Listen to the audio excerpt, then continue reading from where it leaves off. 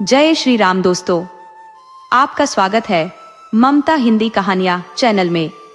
यहाँ पर आपको मिलेंगी दिल को छू जाने वाली प्रेरणादायक कहानियां। अगर आपको हमारी कहानियां पसंद आए तो वीडियो को लाइक करें, चैनल को सब्सक्राइब करें और अपने सुझाव कमेंट में जरूर दें। आपके सहयोग से आपका अपना चैनल ज्यादा से ज्यादा लोगों तक पहुंच पाए। धन्यवाद।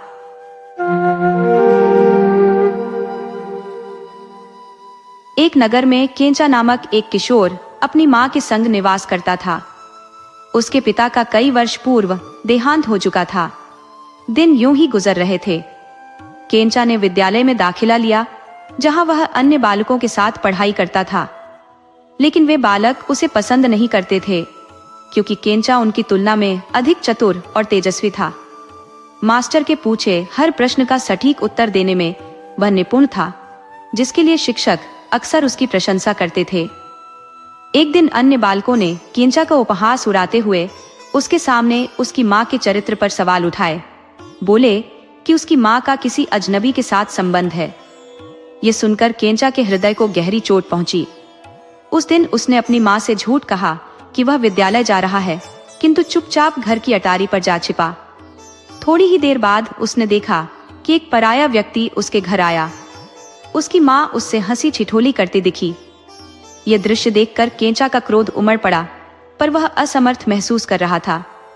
मां के चरित्र को लेकर पहले ही समाज में चर्चाएं थी और अब बालकों के व्यंग्य असहनीय हो गए थे। अंततः केंचा ने नगर छोड़ने का निश्चय किया। रास्ते में उसकी भेंट एक ग्राम प्रधान से हुई। प्रधान ने कहा, बालक, गाय को इस ओर हाँक दो। केंचा मन ही मन सोचने लगा कि मेरे दुर्भाग्य के चलते मैं इसमें हाथ नहीं डालूंगा, पर प्रधान ने उसे मजबूर किया।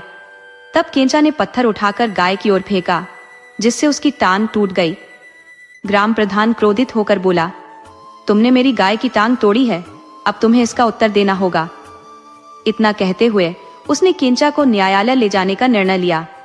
आगे जाते समय वहां सड़क पर एक लड़की अपने सिर पर दही का मिट्टी का घड़ा उठाकर ले जा रही थी। केंचा का स्कूल का बैग देख उससे एक प्रश्न करती है, आगे गर्म होता है, पीछे ठंडा होता है, बता वह क्या है। तब केंचा अपने अज्ञान को बताता है, कहता है, मुझे इसकी जानकारी नहीं है। वह लड़की केंचा को छेड़ती है, तेरे स्कूल की पढ़ाई का यही नतीजा निकला है, क्या फायदा, तू तो बुद्धू है। ये सुनकर केंचा चिढ़ जाता है। वह सोचता है, मुझे बुद्धू कहती है, मैं दूंगा इसके प्रश्न का जवाब। वह लड़की को सूर्य के सामने की तरफ खड़े होने को कहकर पीछे की तरफ से दही की हांडी पर इशारा कर पत्थर फेंकता है। इससे घड़ा फूट जाता है। दही लड़की की पीठ पर झरता है। आगे की तरफ यह गर्मी की वजह से गर्म होता है। केंचा कहता है, तुम्हारे प्रश्न का यही उत्तर है। तब लड़की यह कहकर हल्ला मचाती है कि इस लड़के ने दही का मेरा घड़ा फोड़ दिया। इस तरह वह लड़की भी केंचा को कोर्ट ले जाने लगती है। इस तरह वे लोग आगे बढ़ते रहते हैं। अब भी शहर पहुंचने में काफी समय लग सकता था। तब संध्या का समय होता है। तीनों लोग रास्ते पर एक गांव में ठहर जाते हैं।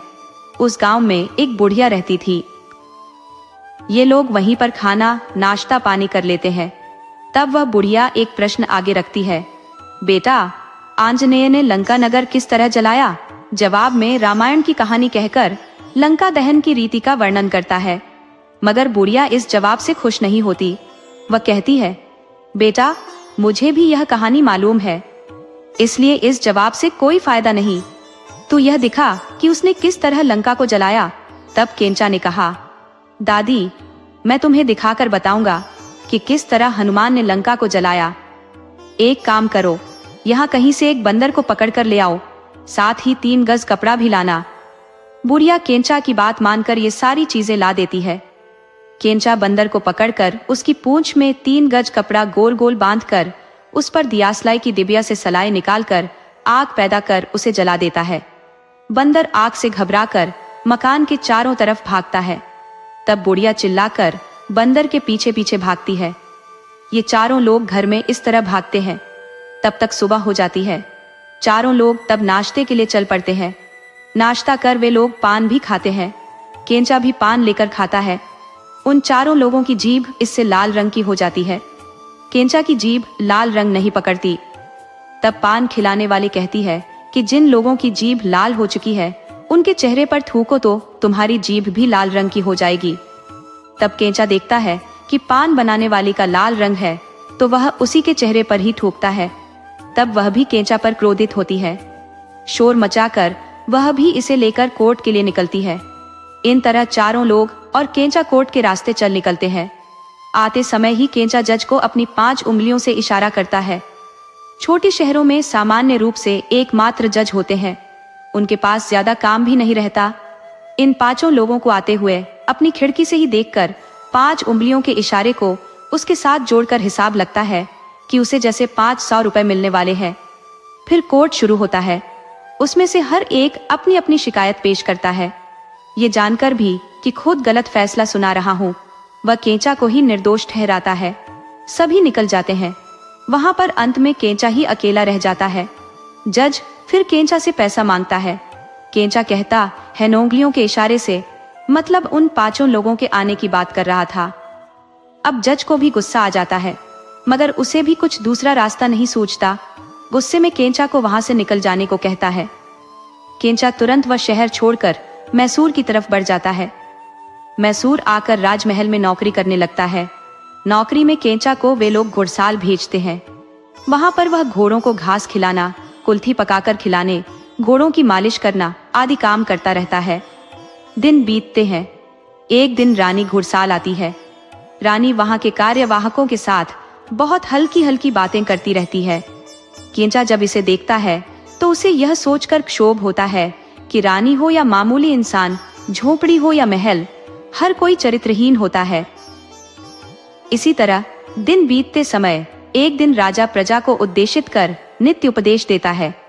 प्रजा के चरित्र के लिए आवश्यक सत्य चरित्र, सत्य व्यवहार आदि पर भाषण देता है। केंचा भी यह सब सुनता है। बीच में खड़े होकर वह कहता है, राजा, आप प्रजा को इतना सारा उपदेश दे रहे हैं, मैं भी सुन रहा हूँ, मगर आपकी पत्नी घुड़साल में आकर छोटों के साथ इतना हल्का व्यवहार करती है, उसके लिए आप क्या कहेंगे? ये ठीक है क्या? वह इतना बोलकर बैठ जाता है। प्रजा बोलती नहीं, सभी बिल्कुल चुप हो जाते हैं, मगर राजा का पारा खूब चढ़ जाता है। वह अपने सिपाहियों को केंचा को पानी में डुबो देने का आदेश देता है। तब सिपाही केंचा को उठाकर एक बोरी में भर लेते हैं। पानी में डुबोने के लिए उसे उठाकर ले जाते हैं। मार्ग में उन सिपाहियों को एक शराबखाना दिखाई देता है।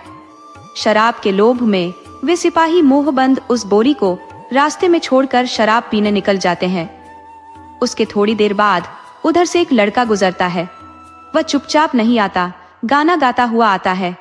वह आवाज सुनकर केंचा एक ड्रामा शुरू करता है। राजा की बेटी से मैं शादी नहीं करता, मैं राजा की बेटी से शादी नहीं करता, कहना शुरू कर देता है। यह सुनकर वह लड़का पहले यह सोचता है, ये बोरी के अंदर से कैसी आवाज आ रही है। फिर वह पूछता है, तुम कौन हो, कहाँ हो और क्या कह रहे हो कि तुम राजा की बेटी से शादी नहीं करना चाहते? ठीक है, तुम राजकुमारी से शादी नहीं करना चाहते हो तो मैं उससे शादी करूंगा, कहकर वह बोरी का मुंह खोलता है। तब केंचा बोरी से बाहर निकलता है और सिपाहियों से बच निकलने के लिए वह उस लड़के को ही बोरी में बंद कर खुद भाग निकलता है। थोड़ी देर में सिपाही खूब शराब पीकर धुत होकर लौटते हैं। उस नशे में बोरी को उठाकर कुएं के पास जाते हैं। अभी उसे फेंकने वाले होते हैं। तभी वह लड़का बोरी के अंदर से, देखो रे, मैं वह नहीं, वह यहाँ नहीं, कहकर चिल्लाता है। शराब के नशे में सिपाही उसकी बात का मतलब नहीं समझ पाते। वह उस लड़के वाली बोरी को ही कुएं में फेंककर मैसूर के राजमहल लौटते हैं। इन सैनिकों के पहुंचने से पहले केंचा वहां पहुंच जाता है।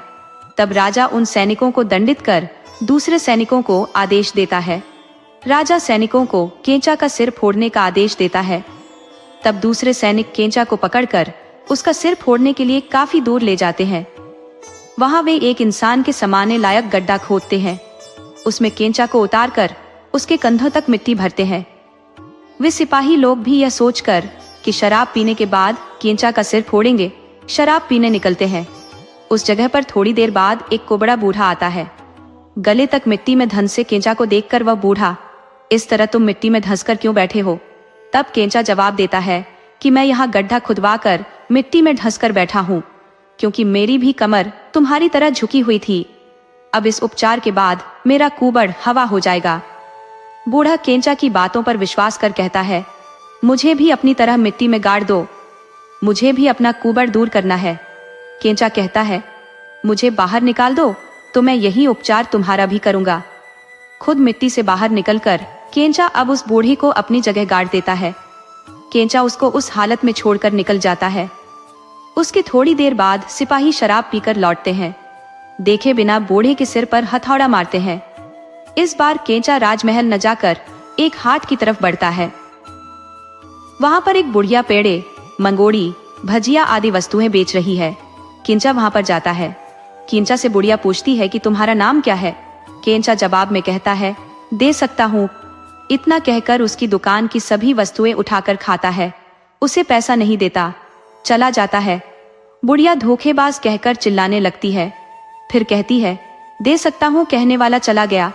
बुढ़िया अपनी पोती से कहती है, वह दे सकता हूँ वाला चला गया। पोती किसी तरह दादी को शांत करने की कोशिश कर थक जाती है। इस तरह केंचा बचा सारा नाश्ता उठाकर एक तालाब के पास पहुंचता है। वहां पर कुछ धोबी अपने साथ एक बच्चे को बिठाकर कपड़े धो रहे हैं। वे कपड़े और किसी के नहीं, राजमहल के थे। धोबियों का बच्चा नाश्ते को देखकर हट करने लगता है कि वह नाश्ता उसे चाहिए। तब केंचा बच्चे को नाश्ता नहीं देता, मगर धोबियों से झूठ बोलता है। कहता है, पीछे की तरफ थोड़ी दूर जाने पर वहां नाश्ते की बारिश हो रही है, मैं यह नाश्ता वहीं से ले आया हूँ। वे धोबी राजा के कपड़े साफ कर रहे थे। उन्हें दूर भेजकर वह राजा के कपड़े पहनकर निकलता है। केंचा इस वेशभूषा के साथ आगे बढ़ रहा था। तभी वहां पर एक कुलकर्णी लोगों से कर वसूल कर उसे खजाने में जमा कराने के उद्देश्य से जा रहा था।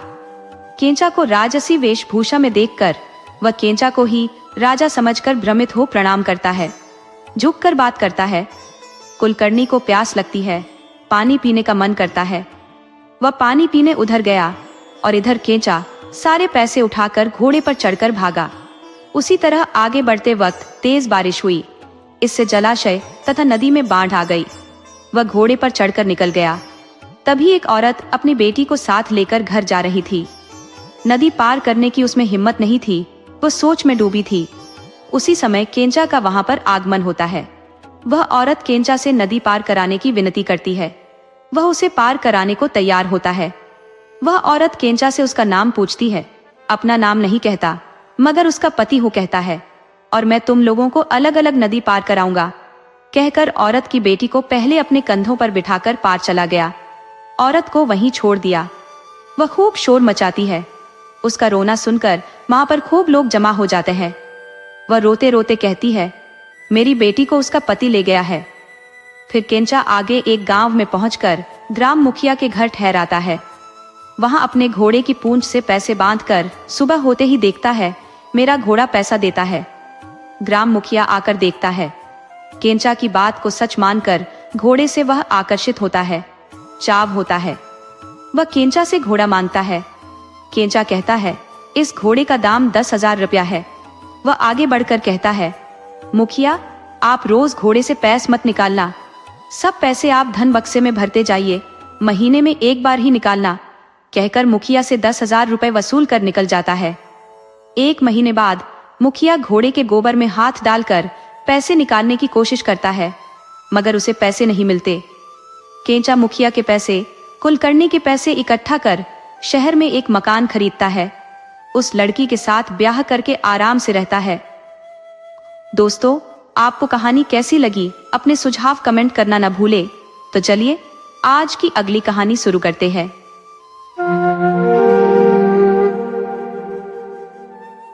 एक नगर में एक पिता और पुत्र का निवास था। पुत्र आलसी और निकम्मा था, जो कोई काम धंधा नहीं करता था। पिता अपने श्रम से जीविका कमाता और दोनों साथ में भोजन करते।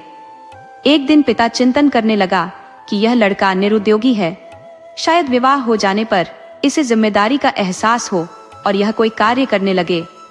इस विचार से प्रेरित होकर उसने कुछ धन संचय करना आरंभ किया। जब पैसे इकट्ठे हो गए तो पिता ने उन्हें एक पेटी में रखा और पुत्र से कहा, बेटा, ये पैसे मैंने बड़ी मेहनत से जोड़े हैं और इन्हें इस पेटी में सुरक्षित रखा है। इनकी देखभाल करना। मैं पड़ोस के माड़कान हल्ली गांव जाकर अनाज लाने जा रहा हूँ। ये कहकर पिता गांव की ओर प्रस्थान कर गया। पिता के जाते ही पुत्र ने घर में रखे उन पैसों को उठाया और नगर से बाहर निकल गया। वहां उसने एक सपेरे को सांप का खेल दिखाते हुए देखा। उत्सुकतावश उसने सपेरे से पूछा, इस सांप की क्या कीमत है? सपेरा बोला, 50 रुपए। पुत्र ने 50 रुपए देकर वह सांप खरीद लिया। सांप को एक टोकरी में रखकर वह थोड़ा आगे बढ़ा, जहां उसने एक व्यक्ति को बिल्ली बेचते हुए देखा। उसने बिल्ली की कीमत पूछी। वह व्यक्ति बोला, 50 रुपए। पुत्र ने उसे भी खरीद लिया। फिर कुछ दूरी पर उसने देखा कि एक व्यक्ति कुत्ता बेच रहा है। उसने 50 रुपए देकर कुत्ता भी खरीद लिया। अब उसके पास 3 जानवर थे। चलते चलते उसे एक चूहे पकड़ने वाला व्यक्ति मिला। उसने उसे भी 50 रुपए देकर खरीद लिया। अब उसके पास 4 जीव हो गए।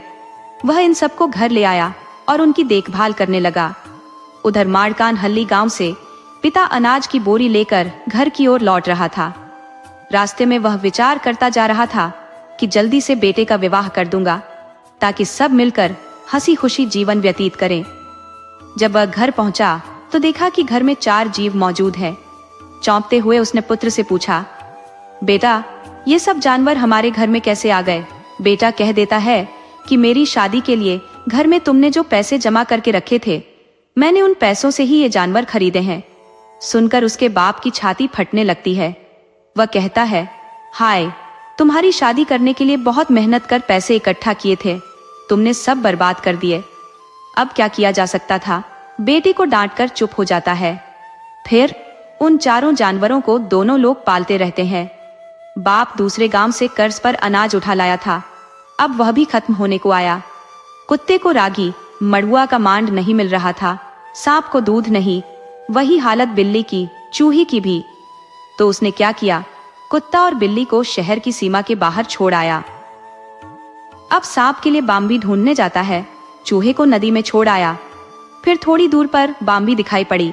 अब यह सांप को उसमें छोड़ने आगे बढ़ा। तभी सांप ने कहा, मालिक, तुमने आज तक मेरी देखभाल की है, तुम्हारे उपकार को मैं भला कैसे भूल सकता हूँ? ऐसा करो कि तुम यहाँ थोड़ी देर यहाँ रुके रहो। इस बाम्बी में मेरे पिता नागराज रहते हैं, मैं उनसे मिलकर तुम्हें कुछ दिखाना चाहता हूँ। इतना कहकर वह सांप अंदर गया। अंदर जाकर छोटे सांप ने अपने पिता से सारी आप बीती बात बताई। उसने अपने पिता से कहा और यह विनती की कि तुम्हारे सिर पर जो अनमोल रत्न है उसे इसे दे दो, तब उसके उपकार का यह सही उपहार होगा। नागराज ने अपने बेटे की सलाह मानकर उसके हाथ अपनी मुकुट मणि दे दी। छोटा सांप उसे लेकर बाहर आया। अपने यजमान को उसने नागमणि देकर कहा, इसे ले जाओ, जब जो भी तुम्हारा खाना खाने का मन करेगा इससे कहो, तुरंत यह तुम्हें वह सब खिला देगी। तब नागमणि को लेकर अपने घर गया। उसे मणि के सामर्थ्य की परीक्षा करने का मन हुआ। उसने मणि से कहा, मुझे खाने को खिचड़ी चाहिए। तुरंत खिचड़ी लड़के के सामने थी। बाप बेटे दोनों ने उसे खाया। रोज इसी तरह उसके सामने मान पेश करता। उस चीज को पाकर बाप बेटा दोनों खा लेते। ये क्रम काफी दिनों तक चलता रहा। फिर एक दिन बाप ने कहा, बेटा, हमारी यह झोपड़ी बहुत छोटी पड़ रही है, तुम ऐसा करो, कुछ नारियल के पत्ते तोड़ लाओ, 1-2 बांस की डंडी भी ले आओ, मैं खुद इन चीजों के लिए चादर फैला दूंगा। बेटे ने जवाब दिया, बाबा, मैं तो घर में रहता ही नहीं, फिर तुम्हें बड़ा मकान क्यों चाहिए? मैं सामान तो ला दूंगा, मगर मैं उसके आगे कोई काम नहीं करूंगा। ये कहकर वह घर के बाहर निकलकर किसी दूसरे गांव बसने का मन बनाकर चल पड़ा। वहां पर एक गांव था। उस गांव के एक किनारे पर बूढ़ी कुब्जा का एक बगीचा था। उसने वहां फुलवारी बना रखी थी। उन फूलों को छुड़ाकर उस शहर के राजा को रोज पहुंचाती थी। उस युवक को रास्ते में वह बगीचा दिख गया। फिर वह वहां पर आया। उसके मकान के आगे आकर आवाज देता है। पूछता है कि अंदर कौन रहता है। वहां अंदर वही बुढ़िया थी। पूछती है, कौन है, क्या चाहिए? जवाब आता है, खूब प्यास लगी है, पानी चाहिए। बुढ़िया ने अंदर से पानी लाकर दिया और पूछा, कौन से गांव के हो, कहाँ जा रहे हो? वह अपने गांव का नाम बतलाकर कहता है, मैं तो नौकरी की तलाश में निकला हूँ, कुछ मजदूरी कर पेट भरना चाहता हूँ। तब बुढ़िया कहती है, मेरे यहाँ काम करते रहो, मैं तुम्हें मजदूरी दूंगी, खाना भी खिलाऊंगी। उस जवान आदमी को बुढ़िया की बात भा गई। फिर उसी के यहाँ रहने लगा। उस शहर के राजा की बेटी 12 साल की होती है।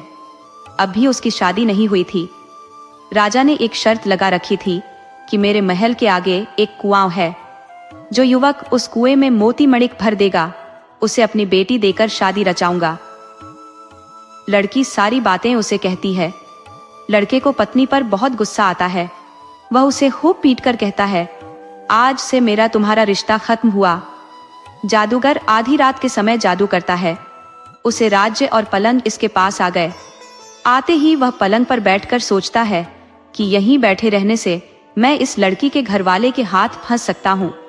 इसलिए तुरंत चूहा राज्य की पास वाली गुफा चलो कहा। तुरंत पलंग के साथ वह गुफा में पहुंच गया। तब तक सुबह हो गई। लड़का देखता क्या है कि यह बीवी पलंग कुछ भी नहीं है। तब लड़का अपने ससुर से कहता है। राजा दामाद पर क्रोधित होकर उसी को दोष देकर पूछता है कि तू ही बता, मेरी बेटी कहाँ है। राजा को अपने दामाद पर शक होता है। कहता है, मैं तुम्हें 7 दिन का समय देता हूं, तब तक किसी भी हालत में तुम्हें मेरी बेटी को यहां लाना ही होगा। इतना कहकर उस पर इस शंका से कि यह कहीं भाग जाएगा, उसे एक कमरे में बंद कर ताला लगा देता है। खाना पानी कुछ भी नहीं देता। इस तरह लड़का मुसीबत में फंस जाता है। इस मुसीबत के समय उसे अपने उस कुत्ते की याद आती है। तब कुत्ता बिल्ली के पास जाकर कहता है कि बिल्ली बहन सुनो, वह लड़का जिसने हमें पिष्ट दूध देकर पाला था, अब मुसीबत में फंसा है। चलो अभी हम उसके पास चलते हैं और उसे मुसीबत से बाहर निकालेंगे। तब इन जीवों ने उसकी मदद करने का उपाय सोचा और सीधे उसी जगह पर आए जहां राजा ने उसे नजरबंद कर रखा था। उस कमरे की छत पर वे जीव चढ़े और गवाक्ष से झांक कर उसे देखा। उसे बात की कहा, हम तुम्हारी मदद करने आए हैं, चिंता मत करो, हम तुम्हें इस मुसीबत से बाहर निकालेंगे। कहो हमें अब क्या करना होगा। तब उसने उन बंधुओं से कहा, तुम लोग उस जादूगर को पकड़ो और उसके पास जो नागमणि है उसे छुड़ा लाओ। तब बिल्ली, कुत्ता और चूहा शहर में आते हैं। शहर की सीमा के दोनों तरफ वे बैठ गए। तभी दूसरे कई चूहे शहर में आए। इन तीनों जीवों को देखकर उन्हें डर लगा। सोचा कि ये हमें खा जाएंगे, इसीलिए वे चूहे के सामने वाले मकान में घुसकर बैठ गए। कुछ दिन बीते। चूहों को भी खूब भूख लगी। तब कुछ छूंदरों ने आपस में बातचीत कर कि हम इन लोगों से पूछेंगे कि ये इतने दिनों से यहाँ इस तरह क्यों बैठे हैं। वह इन जीवों के पास आई, पूछा, बताओ भाई लोग, तुम यहाँ क्यों आए हो, हमसे क्या चाहते हो। तब इन तीनों ने जवाब दिया, कहा, कुछ नहीं, यहाँ पर पहाड़ के ऊपर एक गुफा है, वहां पर एक जादूगर है, उसके पास माणिक रत्न है, उसे लाकर हमें देना होगा। हमारी बात मानो तो ठीक, नहीं तो हम तुम्हारे पूरे शहर को बर्बाद कर डालेंगे। इन बड़े बड़े चूहों ने इनकी बात मानने का आश्वासन दिया। तब सभी चूहे गुफा के पास आए। ढूंढते हैं, मानी रत्न कहीं नहीं मिलता। उन चूहों में से एक छोटी पूंछ वाला चूहा था। जादूगर के चेहरे के पास जाकर उसने झांक कर देखा। तब उसे जादूगर की नाक में माणिक रत्न दिख गया। उस छोटी पूंछ वाले चूहे ने उसकी नाक पर छलांग मारी। उसे जादूगर को जोर की छींक आई। उसके छींकते ही नागमणि नाक से नीचे गिर गई। चूहे उस नागमणि को उठाकर पहाड़ से नीचे आते हैं और बिल्ली को उसे सौंप देते हैं। तब ये जीव चूहों को यह कहकर कि हम तुम्हारा उपकार कभी नहीं भूलेंगे, नागमणि को लेकर राजा के शहर में आते हैं। आते समय रास्ते में जोर की बारिश हो जाती है। थोड़ा आगे बढ़ते हैं, वहां पर एक नदी मिलती है। नदी को बिल्ली पार नहीं कर पाती। नदी के उस पार से जाने में बहुत समय लगता। तब तक राजा का दिया समय निकल जाता और लड़के को राजा मार देता। तब क्या करते? कुत्ते ने कहा, फिर वह नागमणि मेरे हाथ दे दो, नहीं तो मैं नहीं आऊंगा। ऐसा क्यों? दूसरे जीवों ने पूछा। कुत्ता कहता है कि तुम लोग ही वहां पहुंच पाओगे तो लड़का समझेगा कि तुम ही लोगों ने उसकी मदद की है, इसलिए मुझे वह नागमणि सौंप दो। कहा, तुम लोगों को मैं ही तो पार कराता हूँ, तुम इसे कहाँ रख पाओगे? तुम मुंह में रखोगे तो नदी में गिर जाएगी। मैं उसे अपने कान में रखूंगा, इससे लड़के का भला होगा। कुत्ते ने हट नहीं छोड़ा। उसने कहा, तुम नागमणि मुझे सौंप दो तो ही मैं उस पार आऊंगा। इस तरह कुत्ते को नागमणि दी गई। अब कुत्ता बिल्ली को पीठ पर बिठाकर नदी में उतरा। चूहा पहले से ही नदी में घुस गया। तीनों ने इस तरह नदी पार कर ली। कुत्ता नागमणि को मुंह में रखकर आया था। पार करते समय नागमणि फिसलकर नदी में गिर गई थी। तीनों को चिंता हुई कि अब क्या किया जाए। बिल्ली ने कुत्ते से कहा, तुम हमारी बात मानते तो यह नौबत नहीं आती। राजा का दिया वादा आज खत्म हो रहा है, क्या किया जाए? चूहे ने बिल्ली की बात सुनकर कहा, देखो, उसने अन्न देकर हम लोगों को पाला है, अब राजा उसे सूली पर चढ़ा देगा। हमें इस समय उसके उपकार का ऋण चुकाना चाहिए। इस तरह कहकर चूहा फिर से नदी में कूद पड़ा। तलाश कर नागमणि ले आया। कहा, इसे जल्दी ले जाकर उस लड़के की जान बचा दो। तब बिल्ली और कुत्ता नागमणि को लेकर शहर आते हैं। तब तक उसको सूली पर चढ़ाने की तैयारी हो रही होती है। ये दोनों दौड़कर आते हैं और उस लड़के के हाथ मणिक के रत्न को लाकर देते हैं। नागमणि के मिलते ही लड़के ने उसे अपनी हथेली पर रखकर कहा, मेरी पत्नी घरवाली अब जहां भी हो तुरंत मेरे पास आ जाए। तब पलन के साथ सुबह सुबह राजकुमारी राजा के यहाँ आ पहुंचती है। राजा बेटी को देख बहुत खुश होता है। कहता है, मुझे माफ कर दो, मैंने तुम्हारी वजह से अपने जमाई को बहुत कष्ट दिया। तब दामाद को भी अपने ससुर पर प्रेम हुआता है। राजा पूरे राज्य को दामाद और बेटी के हाथ सौंपता है। तब वह लड़का अपने बाप को भी शहर बुला लेता है। परिवार के साथ सुखी जीवन जीता है। राजा पाठ की भी देखभाल करता है। दोस्तों, आपको कहानी कैसी लगी? अपने सुझाव कमेंट करना न भूले। तो चलिए आज की अगली कहानी शुरू करते हैं।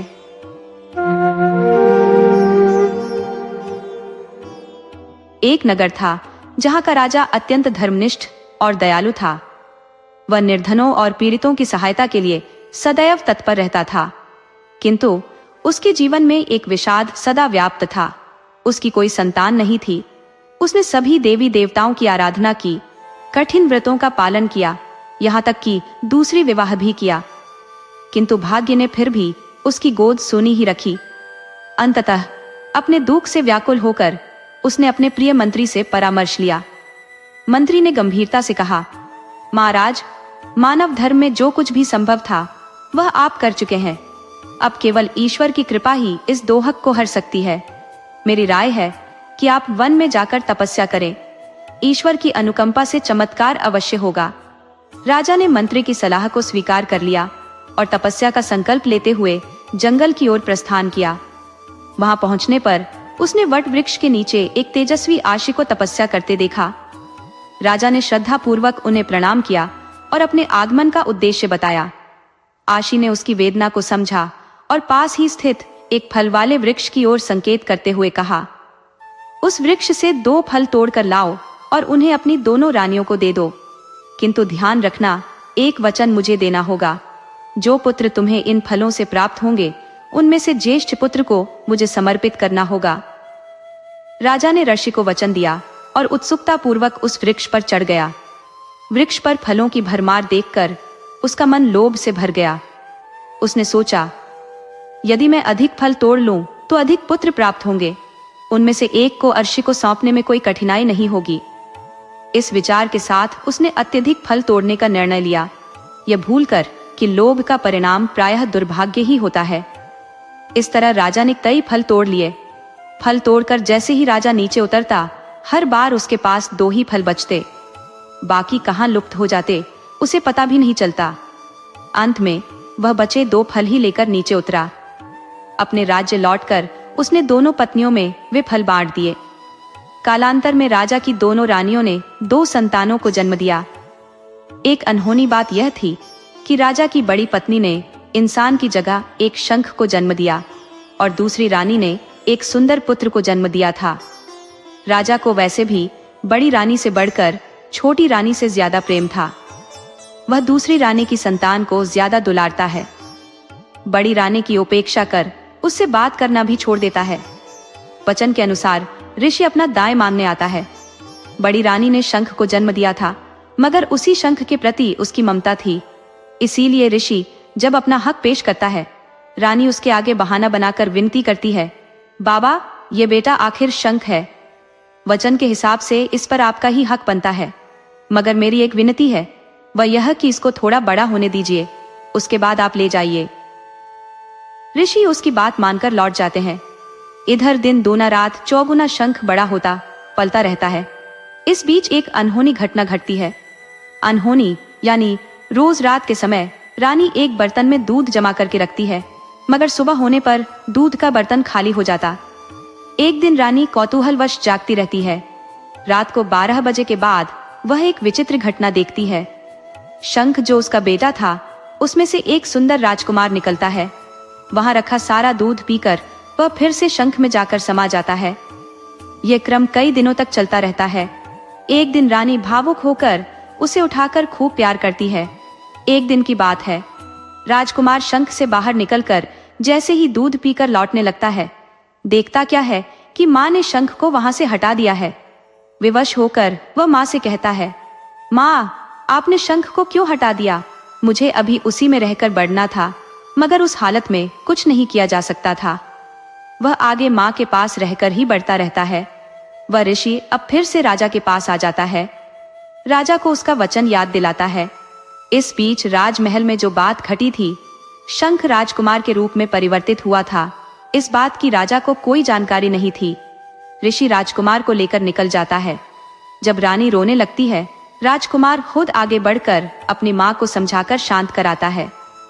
ऋषि लौटती बार जंगल, मैदान, पहाड़ आदि मार्ग से चलकर अंत में एक बड़ी गुफा के पास पहुंचता है। वह राजकुमार को उस गुफा के अंदर ले जाता है। वहां अंदर एक देवी माँ की मूर्ति रहती है।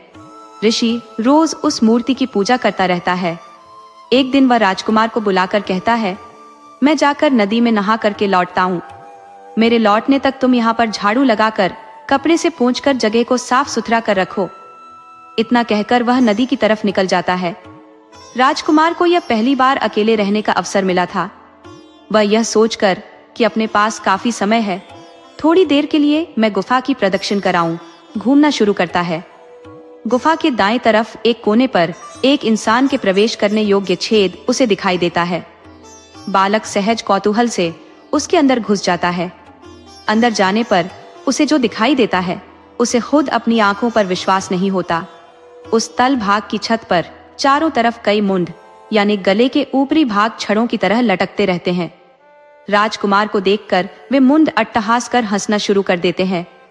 राजकुमार अंदर से जरूर डर जाता है, फिर भी हिम्मत कर वह पूछता है, तुम लोग इस तरह क्यों लटके हुए हो? तुम लोगों का धड़ कहाँ गया? मुझे देखो, मैं कैसा लगता हूँ? जवाब में वे मुंड बोलते हैं, तुम्हें देखकर हमें दया आ रही है। तुम्हें धोखा हुआ है। हमें भी यह ऋषि धोखा देकर इसी तरह ले आया था। हमें यहाँ लाकर काली माँ के प्रत्यक्ष दर्शन के लिए उसने हमारी बलि दी थी। इसी तरह 100 राजकुमारों की बलि चढ़ाने की उसकी प्रतिज्ञा है। तुम्हारा 100वां नंबर है। उसका कहना है कि 100वीं बलि पर काली माँ दर्शन देकर उसकी माँ की पूर्ति करती है। राजकुमार घबराकर उन्हीं मुंडों से सलाह मांगता है कि अपने को बचाने के लिए मुझे अब क्या करना होगा। अब मुंड बोलते हैं, तुम हम लोगों पर विश्वास करो, हमारा कहना मानो, हम तुम्हारा मार्गदर्शन करेंगे। सुनो, वह अभी यहाँ आकर तुमसे झाड़ू लगाने को कहेगा। तुम कहो कि मुझे नहीं आता, आप एक बार झाड़ू लगा दो तो मैं सीख लूंगा। वह झाड़ू लगाकर तुम्हें पोंछा करने को कहेगा। तुम पहले की तरह कहो कि मैं पोंछा करना नहीं जानता, आप एक बार करके दिखा देना, फिर मैं सीख लूंगा। वह पोंछा करता रहेगा। तब तुम काली माँ के हाथ से तलवार छीनकर ऋषि का गला काट देना। काली माँ तब तुमको ही दर्शन देंगी। राजकुमार मुंडों से कहता है कि मैं बिल्कुल वैसा ही करूंगा। ऋषि नदी में नहाकर लौटते समय पूजा के लिए फूल लेकर आता है। राजकुमार उसके आने तक दीवार के सहारे खड़ा रहता है। इस पर ऋषि को गुस्सा आता है।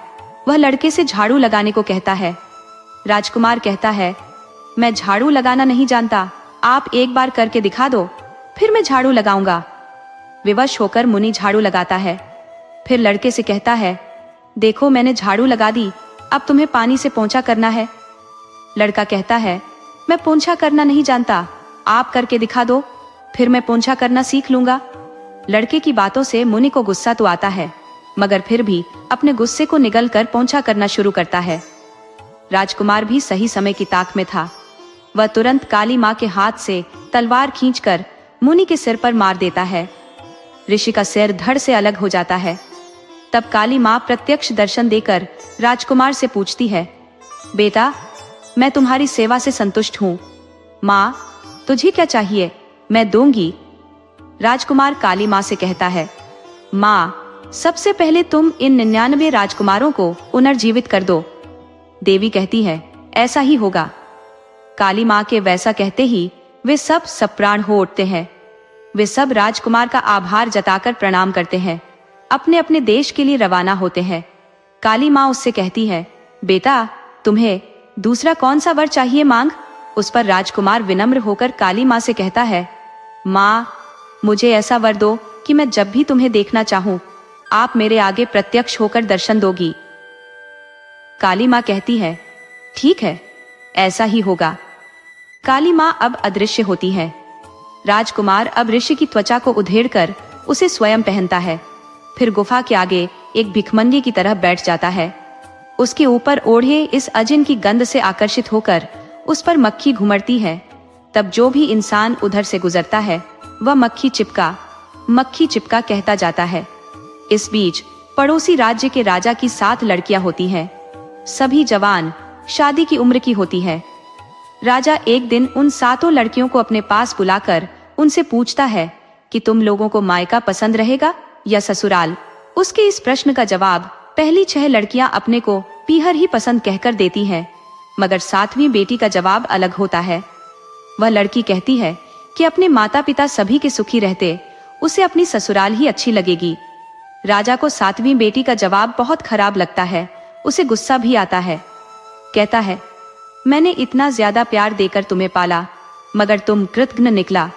अब मैं तुम्हें दंडित करूंगा तो ही मायके का महत्व समझ पाओगी। इतना कहकर चुप होता है। साथ ही वह अपने मंत्री को बुलाकर पहली 6 लड़कियों के लिए सुंदर सुंदर रिश्ते ढूंढ लाने को कहता है। 7वीं लड़की के बारे में कहता है कि तुम उसके लिए एक ऐसे दूल्हे को तलाशना जो एक एक पैसे को मोहताज हो, और यह भी कि राजमहल की सेविकाएं खुद वैसे दूल्हे को तलाशे, मंत्री नहीं। सेविकाएं ऐसे इंसान को तलाशने निकलती है। बहुत तलाशने के बाद अंत में उन्हें यही मक्खी घुमड़ा इंसान दिखाई देता है। वह एक पेड़ के नीचे बैठकर सूखा बासी जो भी मिलता था उसे खाता बैठा रहता है। राजा की इच्छा के मुताबिक इसी इंसान को छोटी लड़की के अनुकूल ठहराकर दासियां उसी को पकड़कर राजा के पास लाकर खड़ा कर देती है। राजा भी उसी को अपनी बेटी के अनुकूल मानकर उसके साथ अपनी छोटी बेटी की शादी रचा देता है। पहली 6 लड़कियों की शादी धूमधाम से होती है और वे सब राजमहल में ही ऐशो आराम करती रहती हैं। ये मक्खी घुमड़ा मात्र अपनी पत्नी को लेकर शहर से बाहर थोड़ी दूर एक झोपड़ी बनाकर रहने लगता है। बड़ी लड़कियां रेशम के कपड़े, मोती मुमे की मालाएं, हीरे के हार आदि पहनती है। छोटी मात्र पुरानी फटी सूती साड़ी पहने रहती है। इसकी बड़ी बहनें, जीजा लोग सभी उसकी हालत पर हंसते हैं। उससे पूछते हैं कि अब तो बता, पीहर अच्छा है या ससुराल? मगर छोटी का जवाब पहले जैसा ही, ससुराल ही अच्छी होती है। इसी तरह कुछ और दिन बीतते हैं। एक दिन राजा के चाहो दामाद एक साथ शिकार करने जंगल में निकलते हैं। निकलने से पहले इसकी सूचना में ढिंडोरा पिटवाते हैं। यह खबर मक्खी घुमड़े को भी पता चलती है। वह अपनी पत्नी को बुलाकर कहता है, सुनो, मेरे चाहो साढ़ू भाई शिकार करने जंगल के लिए निकले हैं। उनके साथ जाने की मेरी भी इच्छा हो रही है। अपने पिता के पास जाकर इसके लिए जरूरी सब चीजें मांग लाओ। पति की बात वह टाल नहीं पाती, इसलिए पिता के घर जाकर वह एक खंभे के सहारे खड़ी हो जाती है। उसका बाप उससे पूछता है, कैसे आई बता? वह अपने आने का उद्देश्य बताती है। राजा मंत्री को बुलाकर एक लंगड़ा घोड़ा, एक जंग लगी तलवार देकर भेजने को कहता है। उसे देख उसकी बड़ी बहनें और जीजा लोग मजाक करते हैं। छोटी को इससे बहुत दुख पहुंचता है। फिर भी वह उनके समाने ही वह लंगड़ा घोड़ा और जंग लगी तलवार लेकर अपनी झोपड़ी में लौट आती है। अगले दिन वे 6 दामाद अपने परिवार को साथ लेकर जंगल के लिए निकलते हैं। उनके परिजन भी कितने सारे थे। राजमहल से जंगल तक लोग ही लोग खड़े थे। मक्खी घुमड़ा भी पत्नी से कहकर लंगड़े घोड़े पर चढ़ हाथ में जंग लगी तलवार लेकर निकलता है। पत्नी को उसे इस हालत में भेजते डर लगता है। वह अंदर ही अंदर ऐसा सोचकर घुलती रहती है कि वे लोग तो इतने बड़े परिवार को साथ लेकर गए हैं, मेरा पति बिल्कुल अकेला है, कुछ विपदा आई क्या होगा। मगर पति के सामने खुशी जाहिर करती हुई उसे भेज देती है। वह थोड़ी दूर जाकर एक पेड़ के नीचे खड़े होकर काली माँ का स्मरण करता है। काली माँ तुरंत दर्शन देती है। वह उनसे कहता है, माँ, मुझे आसमान में उड़ने वाला एक घोड़ा और एक वज्रायुध चाहिए। काली माँ कहती है, स्वीकार है। दोनों चीजें उसे देती है। उसके बाद वह कहता है, इस जंगल के सभी जीव पशु पक्षी मेरे सामने आकर खड़े हो जाए। काली माँ स्वीकार है कहकर अदृश्य होती है। तब राजकुमार उस ऋषाजिन को अपने तन से उतारकर पास ही एक पेड़ पर रख देता है। आसमान में उड़ने वाले घोड़े पर चढ़कर वज्रायुध को हाथ में पकड़कर निकल पड़ता है। आसमान में उड़कर बीच जंगल में आ खड़ा होता है। उसके चारों तरफ जंगल के सभी जानवर घुमड़कर खड़े होते हैं। उधर छाहू दामाद जंगल में खूब घूमकर थके मादे आ खड़े होते हैं। उनके हाथ एक मामूली सा मच्छर भी नहीं लगा था। तब उन्हें उस सीमा तक अपमान लगता है कि अपना झुका माथा वे सीधा नहीं कर पाते। अपने परिवार को एक तरफ भेजकर वे दूसरी तरफ से घूम कर आते हैं। यहाँ आकर इस दृश्य को देखते हैं। उन्हें आश्चर्य होता है। उसे देखकर वे भ्रमित होते हैं। उसे उस जंगल का राजा समझकर प्रणाम करते हैं। तब वह उनसे पूछता है कि आप लोग कैसे आए? वे जवाब देते हैं कि हम लोग शिकार खेलने के उद्देश्य से आए थे, मगर उसका यह नतीजा निकला। उनसे वह कहता है कि ठीक है, मैं जो चीज मांगूंगा उसे तुम लोग दे दो तो मैं तुम्हें शिकार खेलने दूंगा। वे लोग उसकी बात मान लेते हैं। वह उन 6 लोगों से राजपाट वाली अंगूठी देने को कहता है।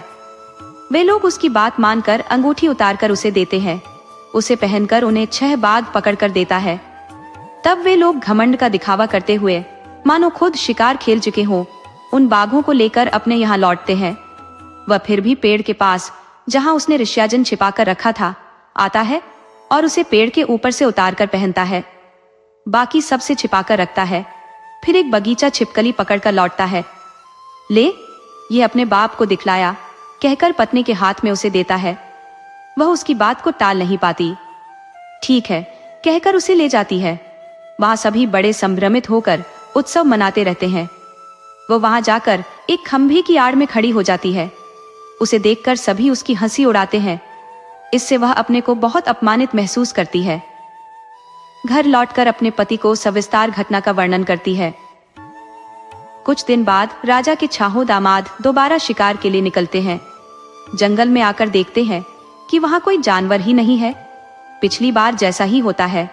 फिर से उन पर एक शर्त लगाकर वह अपनी पसंद का जानवर पकड़कर ले जाने को कहता है। इस बार वे लोग अपने अपने हाथ की छोटी उंगली काटकर उसे सौंप देते हैं और एक एक शेर को पकड़कर राजधानी लौटते हैं। फिर इसके बाद अगली बार भी यानी तीसरी बार भी इसी तरह होता है। इस बार वह उन सभी लोगों के कपड़े उतरवाकर उनकी पीठ पर गरम सलाख से जलाकर 6 हाथी पकड़कर देकर उन्हें भेजता है। राजा के ये सब दामाद इस तरह दिखावा करते हुए जैसे उन्हीं ने हाथियों का शिकार किया हो, बाजे बजवाते जलसा मनाते घर लौटते हैं। मक्खी घुमड़ा भी मामूली पिछली बार की तरह ऋष्याजन पहनकर घर लौटता है। अपनी पत्नी से कहता है कि मैं बहुत थका हुआ हूँ, पानी गरम कर दो तो नहा लूंगा। वह पानी गरम कर देती है। फिर वह नहाने जाता है। वह आदतन नहाते समय किसी को भी अंदर आने नहीं देता था। आज उसकी पत्नी को कुछ शक होता है। वह आज उसके पीछे का राज जानने का मन बनाती है और उसके नहाते वक्त वह एक छेद से देखती है। देखती क्या है कि पति राजकुमार की तरह शानदार चमक रहा है। उस अजिन को खोलकर उसने बगल में ही रख लिया था। वह सोचती है कि किसी तरह ऐसा करना चाहिए कि यह अजिन उसके हाथ न लग सके। मक्खी घुमड़ा जब बालों में शिकाकाई लगा रहा था, उसकी आंखें बंद थी। उस अवसर का लाभ उठा वह उस अजिन को उठाकर जलते चूल्हे में डाल देती है। नहा चुकने के बाद मक्खी घुमड़ा अजिन को पहनने के उद्देश्य से अपने चारों तरफ देखता है, मगर वह तो आग की आहुति बन चुका था। अब राख मात्र उसे दिखाई देती है। हालांकि यह सब उसे बहुत खराब लगता है।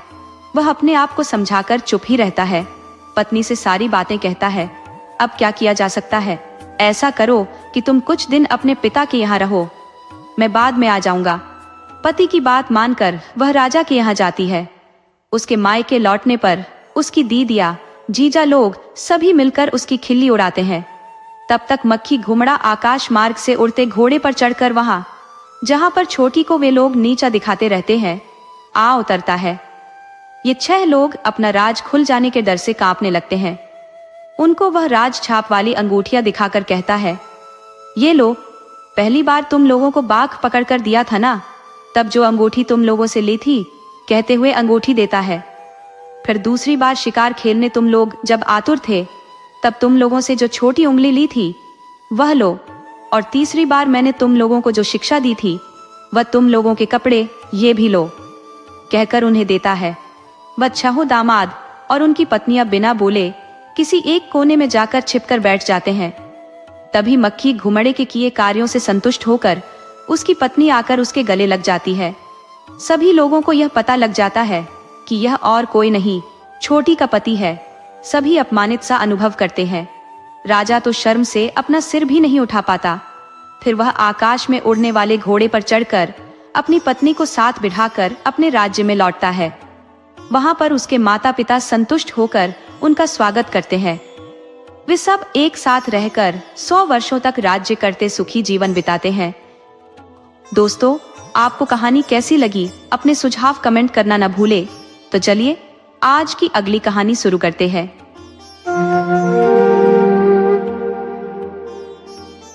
मैसूर नामक राज्य में एक राजा का शासन था। उनके विवाह को 12 वर्ष बीत चुके थे, किंतु उन्हें कोई संतान नहीं थी। 12वें वर्ष के अंत में रानी गर्भवती हुई। एक दिन रानी ने राजा से कहा, राजमहल में रहते रहते मन ऊब गया है, चलिए आज बगीचे में घूमने चलते हैं। राजा और रानी दोनों बगीचे की ओर प्रस्थान कर गए। वहां सबसे पहले वे एक दूध वाले के पास गए, जहां उन्होंने ताजा दूध का सेवन किया। इसके बाद वे पानी वाले कुएं के पास पहुंचे। वहां पानी से हाथ मुंह धोने के बाद वे कुएं के चबूतरे पर विश्राम करने लगे। कुएं के निकट एक बड़ा वृक्ष था, जिसकी डाल पर 2 पक्षी बैठे हुए थे। उसी क्षण राजा और रानी के बीच एक संवाद आरंभ हुआ। राजा ने उत्सुकता से कहा, सोचता हूँ ये पक्षी क्या मांस का भक्षण करते होंगे या फिर मोती और माणिक का? रानी ने उत्तर दिया, नहीं नहीं, ये मांस पक्षी नहीं हो सकते, ये तो अवश्य ही मोती माणिक खाने वाले पक्षी हैं। इस विषय पर उनकी चर्चा धीरे धीरे वाद विवाद में परिवर्तित हो गई। महल लौटने के बाद राजा और रानी ने नौकरों को बुलाया और आदेश दिया कि वे इस बात का पता लगाएं कि वे पक्षी मांस भक्षी हैं या मोती माणिक के उपभोक्ता। यहाँ बात समाप्त नहीं हुई। रानी ने अपनी बात पर जोर दिया और कहा, यदि यह सिद्ध हो गया कि वे पक्षी मांस पक्षी हैं, तो मैं इस महल को त्याग कर 10 वर्षों तक जंगल में निवास करूंगी, और यदि पक्षी मोती माणिक खाने वाले सिद्ध हुए तो आपको महाराज 10 वर्षों तक वनवास का पालन करना पड़ेगा। बात तय हुई। नौकरों को सही बात का पता लगाने के लिए भेज दिया। नौकर निकले तो, मगर नौकरों ने आपस में सलाह मशविरा किया। वे सोचने लगे कि अगर राजा 10 साल जंगल में रहेंगे तो प्रजा बेहाल हो जाएगी, इसीलिए हम महल जाकर यही कहेंगे कि वे पक्षी मांस भक्षी हैं। तब रानी 10 साल के लिए जंगल में चली जाएगी, उससे किसी का नुकसान होने से रहा। नौकरों ने यही किया। महल जाकर कहा कि वे पक्षी मांस पक्षी हैं। रानी को वचन का पालन करना पड़ा। वह घर से निकल पड़ी, चलती गई। अंत में कई दिन बाद वह जंगल में पहुंची। वहां पर एक गुफा थी। वह एक राक्षस की गुफा थी। इंसान की गंध मिलते ही राक्षस गरजता हुआ बाहर निकलने को हुआ। रानी भी अंदर घुसी गई। उसने राक्षस को देखते ही कहा, बाबा, मैं आपकी बेटी हूँ। ये कहकर दरवाजा खोलकर अंदर खड़े राक्षस के वह पांव लगी। कहा, बाबा, तुम ही मेरे माता पिता हो। रानी के इस बर्ताव से प्रभावित होकर राक्षस का दिल पिघल गया। उसने कहा, बेटी, तुम्हारे मुंह से ये शब्द सुनकर मेरा जन्म सार्थक हुआ। मैं पिता की तरह तुम्हारी देखभाल करूंगा, तुम निश्चिंत रहो। इस तरह दिन बीतते गए। रानी 9 महीने की गर्भवती बनी। फिर एक दिन वह अपने इस पिता को बुलाकर कहती है कि मेरे घर के पास एक दाई माँ रहती है, तुम जाकर उसे बुला लाओ। इस पर राक्षस उससे कहता है, तुम आराम करना, मैं उसे बुला लाऊंगा। आकाश और भूमि को एक कर वह दाई माँ सुब्बक्का के यहाँ पहुंचा। उस समय दाई माँ कहीं बाहर गई हुई थी। तब उसकी राह देखते बैठा राक्षस पककर बूढ़ा जाता है। फिर सुब्बक्का लौटकर घर के आगे बैठे बूढ़े को देखकर पूछती है कि तुम किस गांव के हो। इस पर राक्षस यह जवाब देता है, मेरा गांव, मेरी बस्ती, वहीं जहां शाम होती है, जहां अंधेरा होता है, वहां रुक जाता हूँ। फिर दाई माँ सुब्बक्का बूढ़े को अंदर बुलाकर खाना खिलाकर पलंग पर सो जाती है। राक्षस को एक टाट की बोरी देकर उस पर लेट जाने को कहती है। फिर राक्षस आकाश और भूमि को एकीकृत कर उसे गुफा में ला पहुंचाता है। रानी करवट बदलती है। राक्षस कहता है, देखो बेटी, दाई माँ सुब्बक्का को मैं यहाँ ले आया हूँ। अब तुम्हारे सारे दुखों का अंत हुआ। उसी दिन रात को रानी एक बेटे को जन्म देती है। दाई माँ सुब्बक्का वहीं पर 6 महीने तक रहती है। 6 महीने पूरे होते ही वह कहती है, बाई, मुझे यहाँ आकर 6 महीने पूरे हो गए। मेरे बाल बच्चों का क्या हाल हुआ होगा मैं नहीं जानती। अब मुझे अपने घर लौटने दो। बात सुनकर रानी कहती है कि मैं अपने बाप से कह दूंगी, उनके कहने पर तुम्हें भेज देते हैं। फिर शाम को राक्षस घर लौटता है। लौटने पर रानी उसे कहती है, बाबा, दाई माँ सुब्बक्का को यहाँ आए 6 महीने हो गए। अब उसे उसके घर भेजना है। खाली हाथ नहीं भेजते, इसलिए उसे एक साड़ी चोली देकर उसका सम्मान करना चाहिए। राक्षस बेटी की बात मानकर साड़ी चोली ले आता है।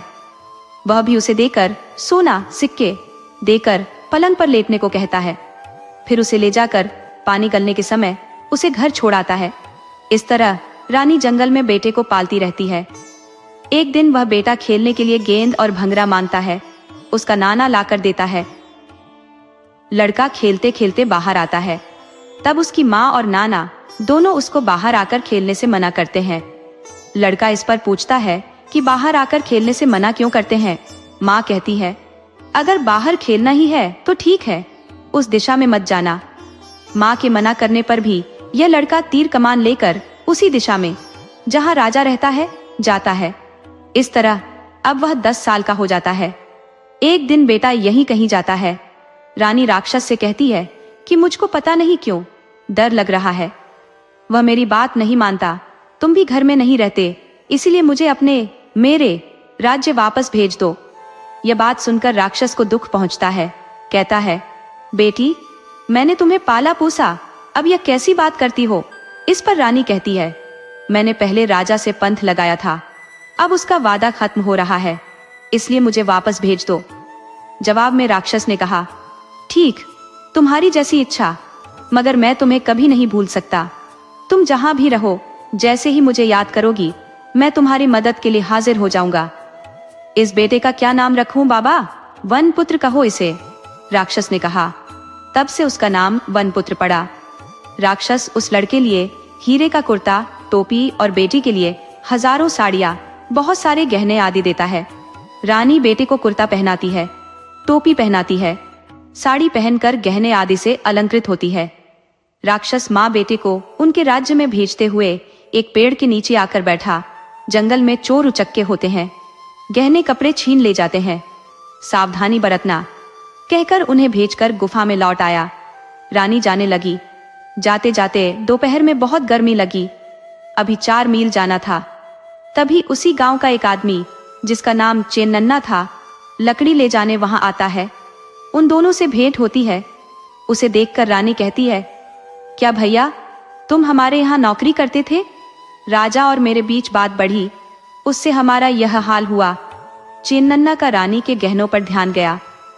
चेन्नन्ना ये कहते हुए कि हे भगवान, मुझे यह सब घटना मालूम तक ना हुई। आइए हम लोग यहाँ छाया में बैठते हैं। कहते हुए वह दोनों को पेड़ की छाया में ले गया। वन पुत्र को प्यास लगी। अम्मा, मुझे पानी चाहिए, उसने कहा। वह चेन्नन्ना से कहती है, भैया, बच्चे को प्यास लगी है, पानी कहाँ है बताओ। वह देखो वही है, तुम यहीं बैठी रहो, मैं ही इसे ले जाकर पानी पिलाकर लौटता हूँ। कहकर उसे कुएं के पास ले गया। वह कल्याणी कुआं था। वह देवी देवता अप्सराओं के नहाने का कुंड था। पानी में प्रवाह होता है। वह कुमार के हाथ रस्सी बांधकर उसे कुएं के अंदर उतारता है। उतारकर रस्सी को काटकर कुमार को वहीं पानी में छोड़कर लौटता है। पेड़ के पास आता है। चेन्नन्ना को अकेले आते देखकर वह पूछती है, तुम मेरे बेटे को कहाँ छोड़ आए? जवाब में कहता है, तुम्हारा बेटा कहाँ आता है, तुम मेरे घर चलो, तुम्हारे गहने लेने हैं। वह बेटे को याद कर जोर से रोती है। वह उसे जबरदस्ती घर ले जाता है और उसने कहा, यहीं पड़ी रह, जो कुछ खाने को दूंगा उसी को खाकर चुप रह। अपने बेटे की याद में उसने कुछ भी खाया पिया नहीं। तभी उसे अपने बाप राक्षस की याद हो आती है। वह तब मन में उनका स्मरण करती है। राक्षस भूमि और आकाश के बीच एकाकार हो खड़ा हुआ। पूछा, तुम्हें कौन सी मुसीबत आ पड़ी? तुमने मुझे याद किया। उसने जवाब में चेन्नन्ना ने किस तरह बेटे को कुएं में ढकेला, गहने कपड़े छीने आदि सारा मामला बताया। तुरंत राक्षस ने चेन्नन्ना को बुलाकर कहा, चलो वह कुआं दिखाओ। चेन्नन्ना तुरंत आकर कुआं दिखाता है। तब कुएं में वन पुत्र लाश बनकर पड़ा था। तभी राक्षस वन पुत्र को उठाकर पुनर्जन्म दिलाता है। पुनर्जन्म मिलने के बाद उसे अपनी दोनों भुजाओं पर बिठाकर शहर ला छोड़ता है। दूध का कुआं, पानी का कुआं, इन दोनों के पास पंथ जो बना था, उस स्थान पर वे तीनों लोग आते हैं। राक्षस राजा को पत्र लिखता है, 10 साल पहले तुमसे पंथ कर तुम्हें छोड़कर जो पत्नी गई थी, वह अभी अपने बेटे के साथ दूध का कुआं, पानी का कुआं, इन दोनों के पास आई है। आकर उन्हें ले जाओ। राजा राक्षस द्वारा लिखा पत्र पढ़ता है। उसे पत्नी की याद सता रही थी। अब उसे हाथी और घोड़े के ऊपर बिठाकर जलसे के साथ घर ले आता है। आकर वनपुत्र को देख खुश होता है। लकड़ी वाले चेन्नन्ना को काटकर उसका तोरण बांधकर उसी के ऊपर बीवी बेटे को ले जाता है और राक्षस ये कहकर कि मेरी भी उम्र हो गई, मेरा सब कुछ आप ले जाइए, अदृश्य हो जाता है। कुछ दिन बाद राजा रानी को राक्षस की याद आती है। वे लोग उससे मिलने जाते हैं। गुफा का दरवाजा खोलकर देखते हैं तो राक्षस वहां मृत मिलता है। शोक संतप्त ये परिवार उसे श्रद्धांजलि देकर लौटता है। बाद में सब आराम से जीवन जीते हैं। दोस्तों, आपको कहानी कैसी लगी? अपने सुझाव कमेंट करना न भूले। तो चलिए आज की अगली कहानी शुरू करते हैं। मैसूर नामक एक नगर था जहां एक प्रतिष्ठित राजा का शासन था। उस राजा के 3 पुत्र थे। सबसे बड़े का नाम ललित कुमार था, दूसरे का नाम बसव कुमार और सबसे छोटे का नाम कृष्ण कुमार। तीनों ही अपनी विद्वत्ता और चातुर्य के लिए विख्यात थे। एक दिन राजा ने एक विचित्र स्वप्न देखा। स्वप्न में उसने एक अद्भुत दृश्य देखा। एक सुनहरे चबूतरे पर खड़ा चांदी का विशाल पीपल वृक्ष, जिसकी शाखाओं पर एक दिव्य पक्षी रत्नों का सेवन करते हुए उल्लास में नृत्य कर रहा था। यह दृश्य राजा को अत्यंत आनंदित कर गया, परंतु साथ ही उसे इस स्वप्न के निहितार्थ को लेकर शंका होने लगी। राजा ने अपने विश्वस्त प्रधानी मंत्री को बुलाया और अपनी महारानी को पास बैठाकर स्वप्न का वृतांत सुनाया। उसने चिंता व्यक्त की, इस स्वप्न ने मुझे प्रसन्न तो किया, परंतु ऐसा प्रतीत होता है जैसे ये किसी अनिष्ट का संकेत दे रहा हो। क्या ऐसा संभव है कि कोई पुण्यात्मा इस पक्षी को यहाँ ला सके? प्रधानी ने राजा की बात सुनकर तत्काल शहर में घोषणा करवाने का निश्चय किया। उसने 1000 स्वर्ण मुद्राओं का इनाम तय कर नगर में ढिंढोरा पिटवाया, परंतु जिसने भी इस स्वप्न की बात सुनी, सबने इसे असंभव करार दिया। लोगों का कहना था कि ऐसा दृश्य केवल कल्पना में ही संभव है, वास्तविकता में नहीं। राजा के तीनों पुत्र, जो अबोध लगते थे परंतु साहस और संकल्प में दृढ़ थे, अपने पिता के पास पहुंचे और बोले, पिताजी, आप चिंता न करें, हम इस पक्षी और उस अद्भुत वृक्ष को आपके पास अवश्य लेकर आएंगे। उनके इस निश्चय को सुनकर प्रधानी ने उन्हें रोकने की चेष्टा की। उसने कहा, यदि तुम ऐसा करोगे और असफल हो गए तो लोगों को तुम पर संदेह होगा, यह तुम्हारे लिए उचित नहीं होगा। लेकिन ललित कुमार ने उत्तर दिया, हमारे पराक्रम और सामर्थ्य का समाचार हर दिशा में फैलना चाहिए। हम अपने पिताजी के स्वप्न को साकार करके रहेंगे, चाहे इसके लिए कोई भी चुनौती क्यों ना आए। तीनों भाइयों ने अपने लक्ष्य की ओर बढ़ने का दृढ़ संकल्प कर लिया। उनके हृदय में अपने पिता के स्वप्न को यथार्थ बनाने का उत्साह और जोश उमड़ रहा था। अब देखना यह था कि उनकी यह यात्रा किस प्रकार के रोमांच और संघर्ष से भरी होगी। ललित कुमार बसव कुमार की प्रतिज्ञा की बात राजा तक पहुंचती है।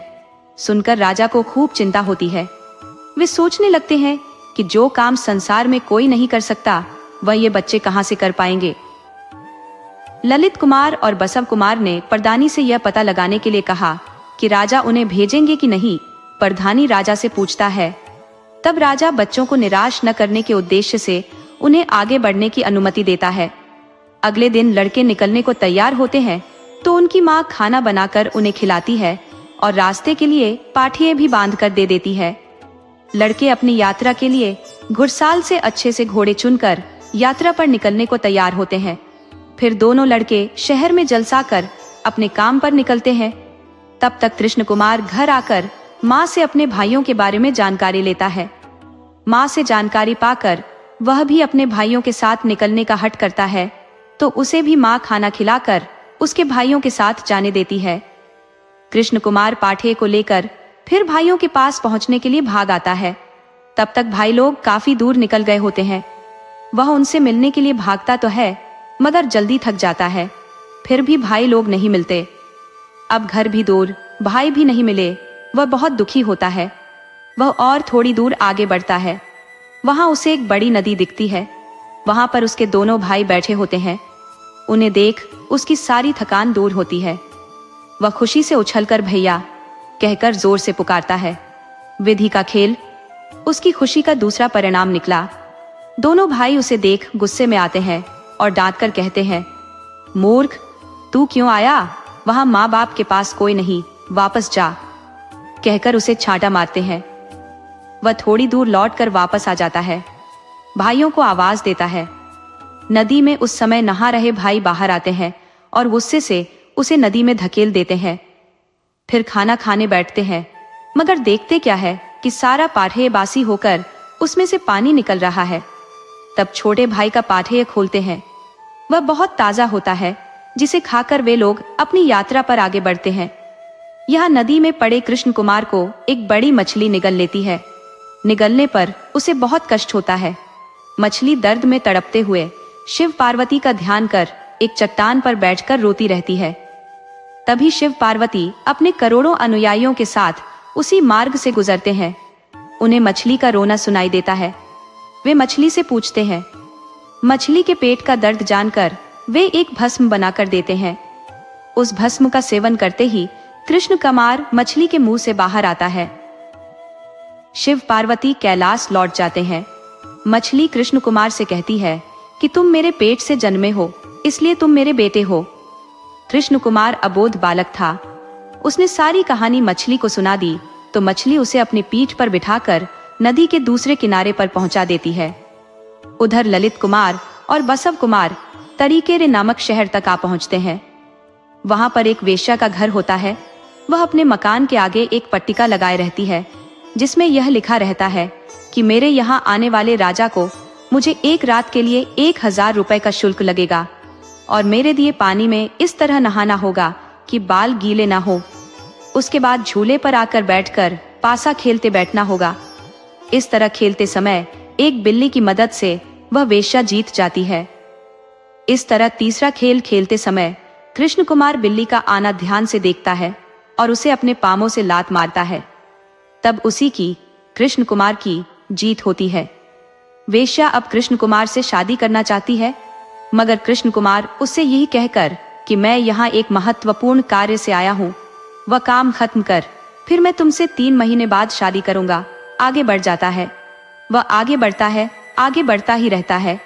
वहां पर एक जंगल मिलता है। वहां पर एक ऋषि तपस्या करते बैठे रहते हैं। कृष्ण कुमार वहां जाता है। वहां एक वेताल आकाश और भूमि में एकाकार होकर कृष्ण कुमार को उठा लेता है, आगे बढ़ता है। तब कृष्ण कुमार को याद आता है कि मछली ने उसे एक वादा लिया था।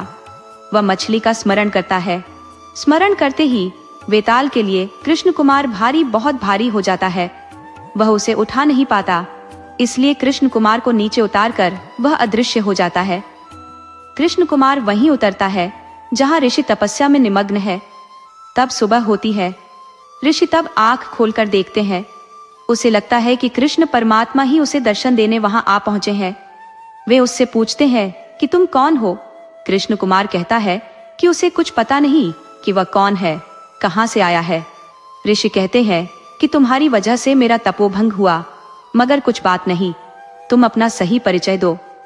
तब ऋषि पर विश्वास कर कृष्ण कुमार अपनी सारी कहानी कहकर उससे विनती करता है कि जिस उद्देश्य से वह आया है वह काम पूरा करवा दें। जवाब में वह ऋषि उसे यह कहकर अगले ऋषि के पास भेजता है कि उससे यह काम नहीं हो सकता, मगर अगले ऋषि से यह काम हो सकता है।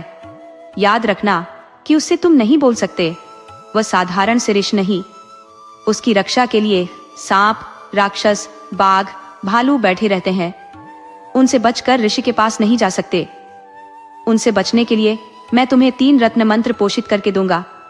उसे ले जाकर मेरे सुझाव अनुसार तुम्हें उपयोग करना होगा। जंगल में आगे बढ़ने पर सांप आता है, तब 1 रत्न डालना। वहां आगे बढ़ने पर राक्षस गण आते हैं, तब 1 रत्न डालना। फिर बाघ, भालू आते हैं, तब 3रा रत्न डालना। इस तरह सबके अदृश्य होने पर 2 पत्थर रखकर मेरे द्वारा दिए गए अक्षय पात्र में चावल डालकर पानी डालकर पकाते रहना। इतना कह ऋषि उसे भेजता है। वह आगे जाकर वही सब करता है जैसे ऋषि ने समझाया था। सांप, राक्षस, बाघ, भालू सभी अदृश्य होते हैं। तब ऋषि के सामने आता है, फिर अक्षय पात्र में चावल पकाना शुरू करता है। एक बार अक्षय पात्र उलटकर अक्षय कुमार के ऊपर गिरता है।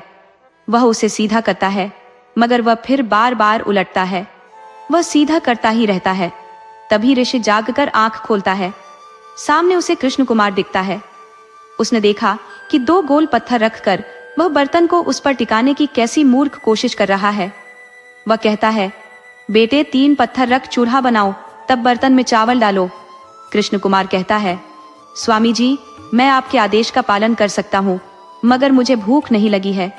मैं एक सपने को साकार बनाने का उद्देश्य लेकर यहाँ आया हूँ। मुझ में इतनी ताकत नहीं है। मैं आपकी मदद मांगने यहाँ आया हूँ।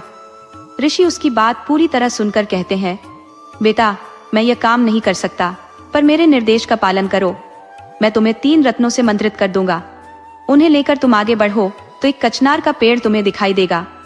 उस पेड़ की बगल में कांच का कुआं है। उसकी बगल में एक बड़ा सा बरगद का पेड़ है।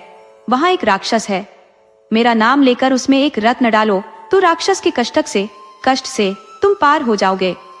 तब उस कुएं में उतरने पर तुम्हें नाग कन्याएं मिलेंगी। वे अगर तुम्हें 1 तक देखेंगी तो तुम मर जाओगे। इसीलिए मैं तुम्हें याद दिला रहा हूं कि तुम उसके अंदर 1 रत्न डाल देना। तब सब ठीक हो जाएगा और अपना काम निपटा कर आ जाओगे। ये कहकर ऋषि उसे आशीर्वाद देता है। तब कृष्ण कुमार आगे बढ़ता ही जाता है। फिर ऋषि के निर्देशानुसार कचनार का पेड़, कांच का कुआं, फिर रत्न उड़ेलता है। राक्षस के मुंह में रत्न डालकर कुएं में उतरता है। फिर उधर से एक इंसान की आवाज आती है। फिर नाग कन्याएं, वे कपड़े उतारती रहती हैं। वे एक इंसान की गंध की बात कहती है। फिर 3रा रत्न भी वह वहां डालता है। नाग कन्याएं कृष्ण कुमार को खूब प्यार देती है। फिर उसके साथ वे पासे खेलती हैं। कृष्ण कुमार उनसे यह वचन लेकर कि खुद के जीतने पर कन्याएं उसकी इच्छा की पूर्ति करेंगी या उल्टा खुद के हार जाने पर वह उनकी इच्छा का पालन करेगा, खेलता है। कृष्ण कुमार एक दिन उनसे जोर देकर कहता है कि मुझे कोई काम चाहिए। तब कन्याएं उसे कहती है कि हम उसे 3 रत्न देंगी। हमारी बात मानकर रत्नों का उपयोग करने पर वे तुम्हारे सपने को साकार बनाकर देंगी। वे कहती है, पहले तुम हमें काट कर फेंक दो। वह उनके आदेश का पालन करता है। नाग कन्याओं को मुक्ति मिलती है। राजा का सपना साकार होता है। इधर ललित कुमार और बसव कुमार भी नाग कन्याओं को ढूंढते हुए उसी जगह आ पहुंचते हैं। तभी नाग कन्याएं एक माया महल रचती है। वहां पर तीनों भाइयों की भेंट होती है। तीनों मिलकर मैसूर शहर लौटते हैं। राजा को उसके सपने का सच्चा स्वरूप दिखाते हैं। सभी मिलकर खुश होते हैं। दोस्तों, आपको कहानी कैसी लगी? अपने सुझाव कमेंट करना न भूले। तो चलिए आज की अगली कहानी शुरू करते हैं। एक समय की बात है, एक राजा था जिसके 7 पुत्र थे। उनमें से बड़े 6 पुत्रों को उसने अलग अलग राज्यों का सामंत नियुक्त किया था। सबसे छोटा पुत्र अपनी माँ के पास रहता था। एक दिन उस छोटे बेटे ने अपनी माँ से पूछा, माँ, मेरे भाई कहाँ गए हैं? उन्हें घोड़े पर चढ़कर कहीं जाते देखा है, बताओ वे कहाँ गए हैं?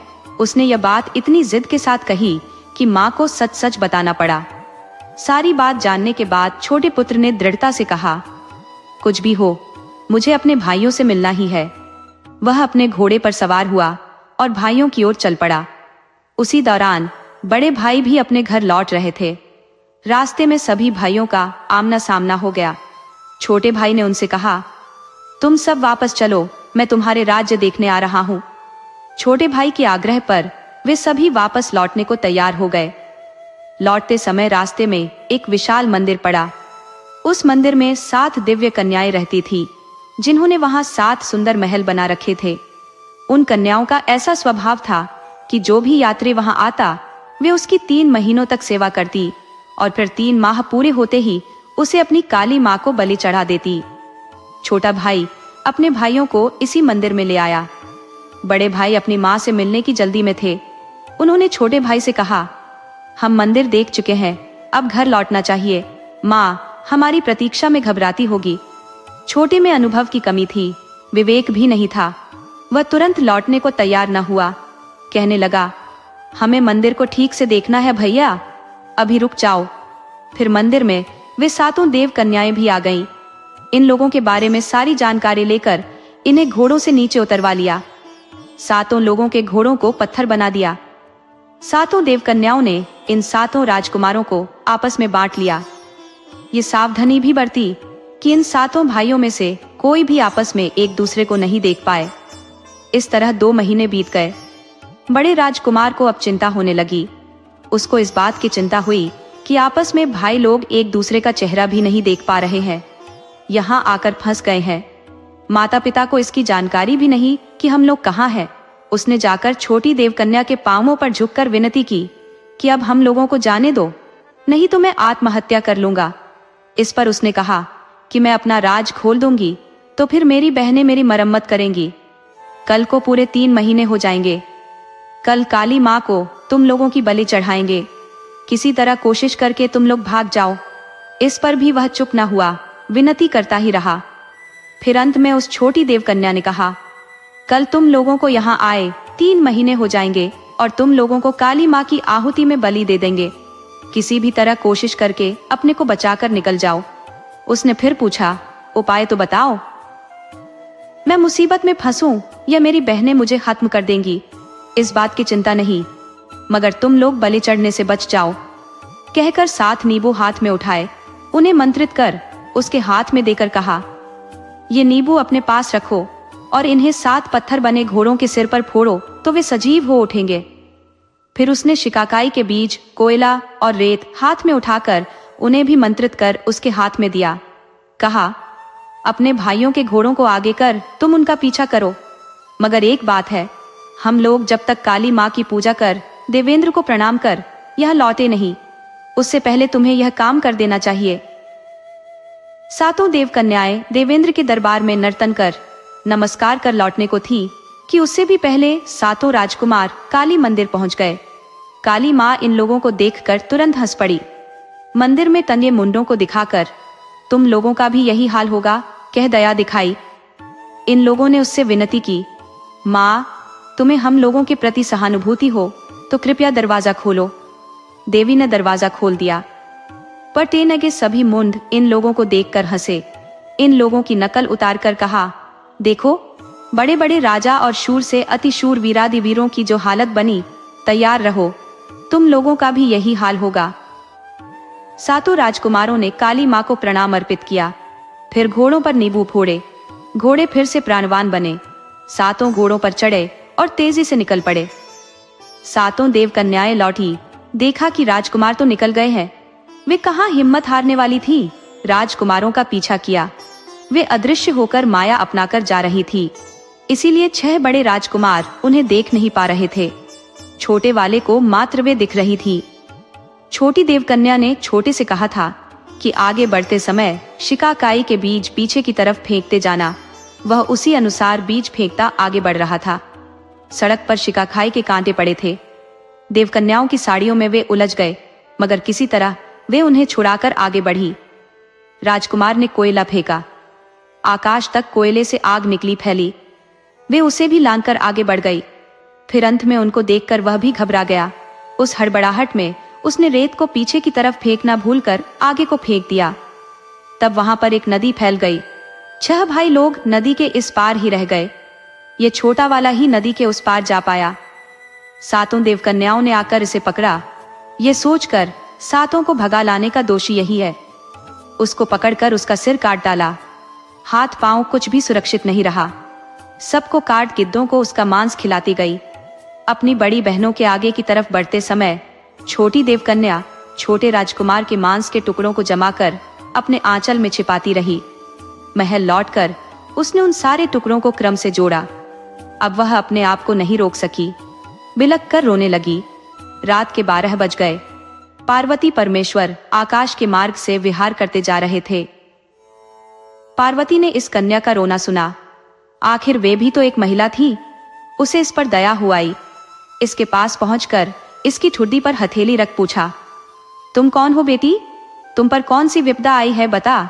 तब देवकन्या ने पार्वती के आगे अपना दुखड़ा सुनाया। पूछा, इसे प्राण देने वाले परमात्मा कौन है? पार्वती जी परमेश्वर के पास उसे ले आई और विनती कर देवकन्या की मांग पूरी करने को कहा। परमेश्वर ने उसे फिर से जीवन दान दिया और अपने रथ पर चढ़कर कैलाश लोक चले गए। छोटे राजकुमार का अब छोटी देवकन्या पर अपार प्रेम बना। उसने कहा, तुमने मुझे प्राणदान दिया, अब मैं तुम्हें छोड़कर अलग नहीं रह सकता। मेरी सारी संपदा तुम ही हो। छोटे राजकुमार की ये बातें सुनकर छोटी देवकन्या को अपनी बड़ी बहनों की कल्पना कर बहुत डर लगा। तब भी कुछ समय के लिए सबकी आंख बचाकर उसकी देखभाल की, यहाँ तक कि देवेंद्र के यहाँ भी नहीं गई।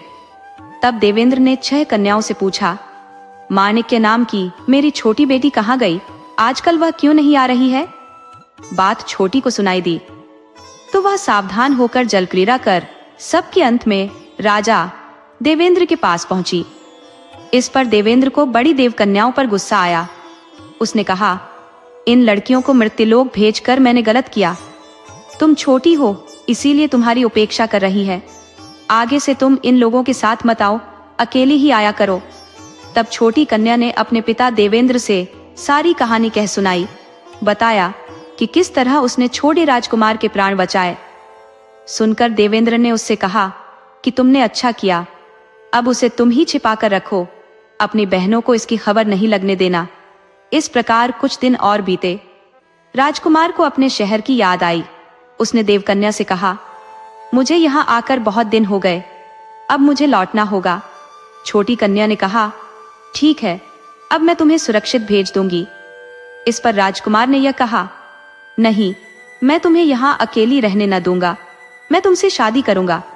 छोटी ने जवाब में कहा, यह नहीं हो सकता, मैं देवेंद्र की बेटी हूँ, मैं नर मानव से शादी नहीं कर सकती। एक काम करो, मैं तुम्हें एक तार वाला एक तानपुरा दूंगी, वह अपने पास रखना। तुम तार को ऊपर की तरफ खींचोगे तो तुम ऊपर की तरफ देवलोक में आओगे। मैं वहां पर तुम्हें मिलूंगी। तुम नीचे की तरफ तार खींचोगे तब भूलोक में पहुंच जाओगे। छोटी कन्या ने देवेंद्र से राजकुमार की इच्छा की बात बता दी। देवेंद्र को यह बात नहीं भाई, उसने इनकार कर दिया। फिर राजकुमार लौट कर आया। शहर के पास आकर उसने अपने भाइयों को गडेरियों से संदेश भेजा कि उसने देवकन्या से शादी की है, वे आकर उसे ले जाए। पहले तो भाइयों को विश्वास न हुआ, क्योंकि उन्हीं के आगे छोटे की हत्या हुई थी। संदेश की परीक्षा करने के उद्देश्य से वे सब आते हैं। आकर अपने छोटे भाई को देखकर संतुष्ट होते हैं। पूछते हैं कि देवकन्या कहाँ है। वह जवाब में कहता है, मैं तुम लोगों को दिखाऊंगा, थोड़ा समय चाहिए। उन भाइयों की एक छोटी बहन थी। छोटे राजकुमार ने महल के एक कमरे में एक तार को छिपाकर रखा था। एक दिन ऐसा हुआ कि राजकुमार कहीं बाहर गया हुआ था और तभी कौतूहलवश राजकुमारी ने राजकुमार का वह कमरा खोलकर एक तार को उठाकर बजा दिया। वास्तव में छोटे राजकुमार को छोड़कर और कोई उसे इस्तेमाल नहीं कर सकता था। जैसे ही राजकुमारी ने तार खींचा, देवकन्या को बाहर आना ही था, आ गई। राजकुमारी के तार खींचने से उसे गुस्सा आया। उसने राजकुमारी से कहा, तुम अपने भाई से कहो कि अब देवकन्या कभी नहीं आएगी। इतना कहकर देवकन्या चली गई। राजकुमार महल लौट आया। अपने कमरे में बैठकर खुश होकर उसने एक तार को खींचा। देवकन्या नहीं आई। उसको आश्चर्य और दुख एक साथ हुआ। उलटा गिरकर रोने लगा।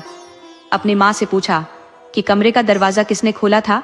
सारी बात जानकर वह दोबारा घोड़े पर चढ़कर गया। 8 दिनों में वह किसी तरह देवकन्या के पास पहुंचा और उसे ले आया। सभी के आगे उससे शादी कर सुख से बहुत समय तक राज करता रहा। दोस्तों, आपको कहानी कैसी लगी अपने सुझाव कमेंट करना न भूले। तो चलिए आज की अगली कहानी शुरू करते हैं।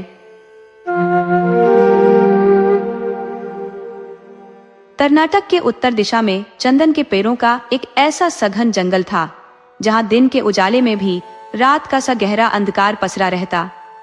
इस अद्भुत जंगल के मध्य एक प्राचीन मंदिर स्थित था। मंदिर के एक कोने में एक वृद्ध पुजारी और उनकी पत्नी निवास करते थे। दोनों दृष्टिहीन थे और निसंतान होने का उन्हें गहरा दुख था। उनके लिए जंगल की घनी छाया या अंधकार कोई मायने नहीं रखता था, लेकिन सूरज की किरणों से वंचित होने के कारण वहां के फलदार वृक्ष सूखने लगे थे। पुजारी की पत्नी के लिए 2 वक्त का भोजन जुटाना भी कठिन होता जा रहा था। किसी तरह वे समय बिता रहे थे, इस उम्मीद में कि जैसे हर किसी का समय बदलता है, वैसे ही उनके भी जीवन में कोई चमत्कार होगा। उनका अधिकतर समय मंदिर की सेवा और देखभाल में व्यतीत होता। एक दिन वहां एक तपस्वी सन्यासी का आगमन हुआ। उन्होंने पुजारी दंपति से भिक्षा की याचना की। पुजारी की पत्नी जंगल में गई और जो भी थोड़े बहुत फल मिले उन्हें समेट कर लाई। घर में जो भी रूखा सूखा बचा था उसी से उन्होंने अतिथि की सेवा की। सन्यासी उनकी सादगी और सेवा भावना से बहुत प्रसन्न हुए और बोले, वत्स, तुम्हारी सेवा भाव से मैं संतुष्ट हूँ। अपनी कोई अभिलाषा बताओ जो मैं पूरी कर सकूं। दंपति ने एक स्वर में उत्तर दिया, हे अतिथि देवता, हम दोनों वृद्ध हो चले हैं। हमारी देखभाल करने वाला कोई नहीं है। हमें संतान का आशीर्वाद चाहिए। सन्यासी ने अपनी सिद्धि से वरदान दिया, तथास्तु, तुम्हारे यहाँ एक कन्या का जन्म होगा। सौदागर पलंग पोश लेकर जंगल के पार चला गया। रास्ते में उसे एक भव्य महल नजर आया, जिसे देखकर वह चकित रह गया। पहले उसने कभी इस महल को नहीं देखा था। असल में वह राक्षस राजा का मायावी महल था। वह राजा बेहद निर्दयी और स्वेच्छाचारी था। वह न केवल लोगों को सताता, बल्कि उनकी मनपसंद चीजें छीन लेता। उसके अत्याचारों के कारण उसके महल के आसपास कोई जीव जंतु भी नहीं भटकते।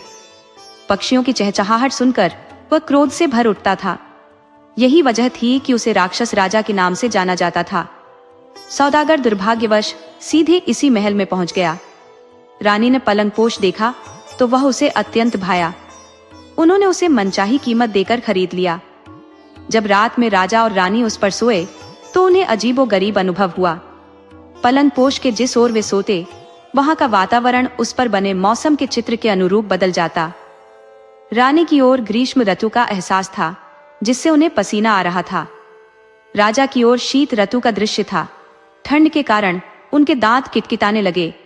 उन्हें समझ में आया कि यह सब उस पलंगपोश पर काढ़े गए चित्रों का चमत्कार है। जैसे तैसे सवेरा हुआ।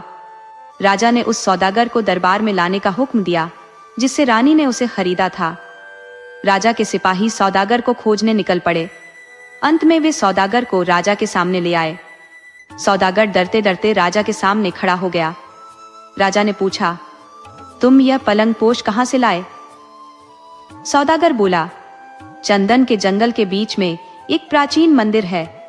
उसी मंदिर के अंधे पुजारी की कन्या ने इसे बनाया। मैंने उससे ही इसे खरीदा था।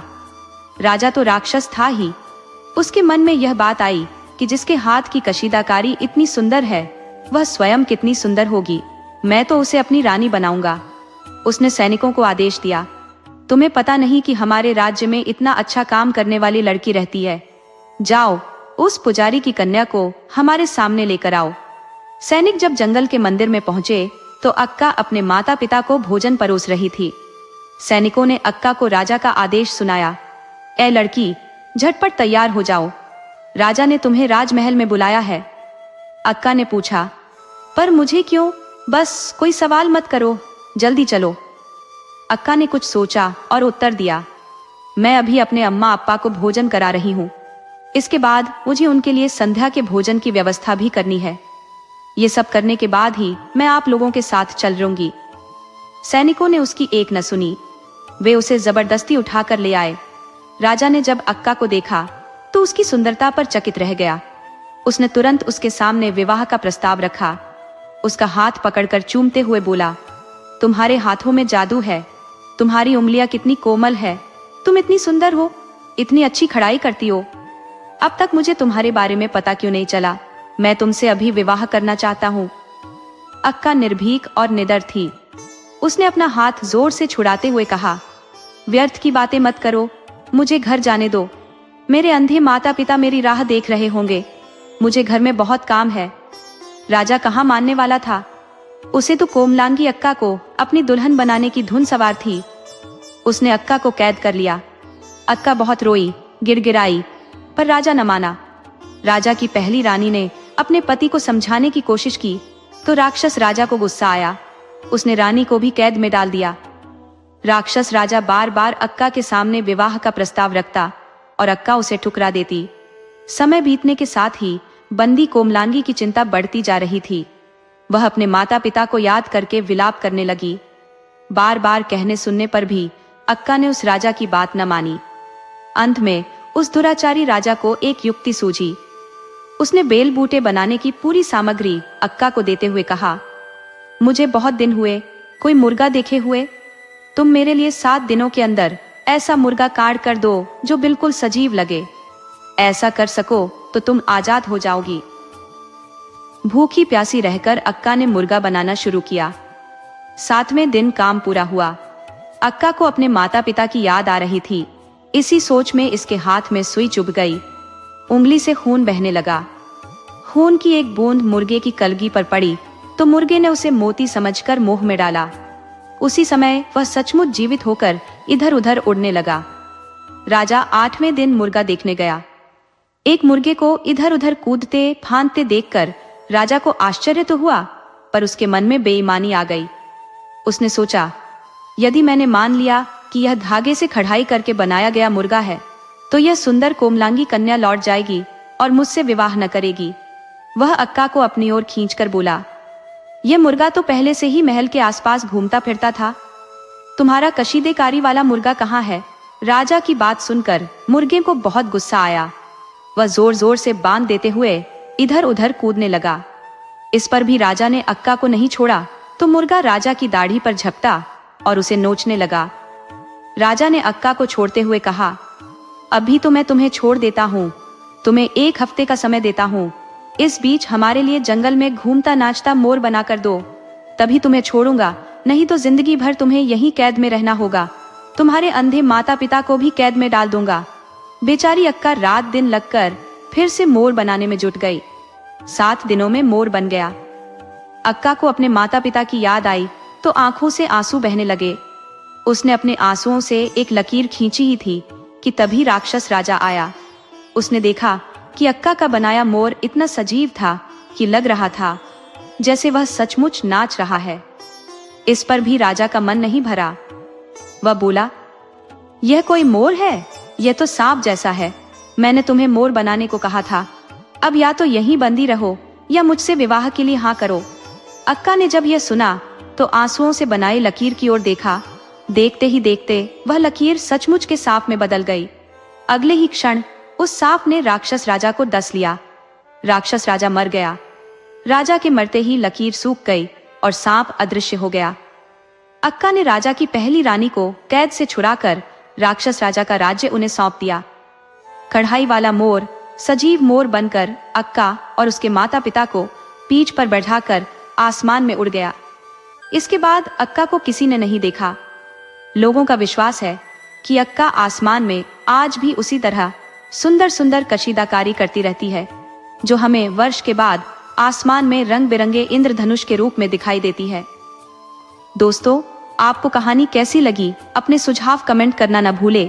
तो चलिए आज की अगली कहानी शुरू करते हैं।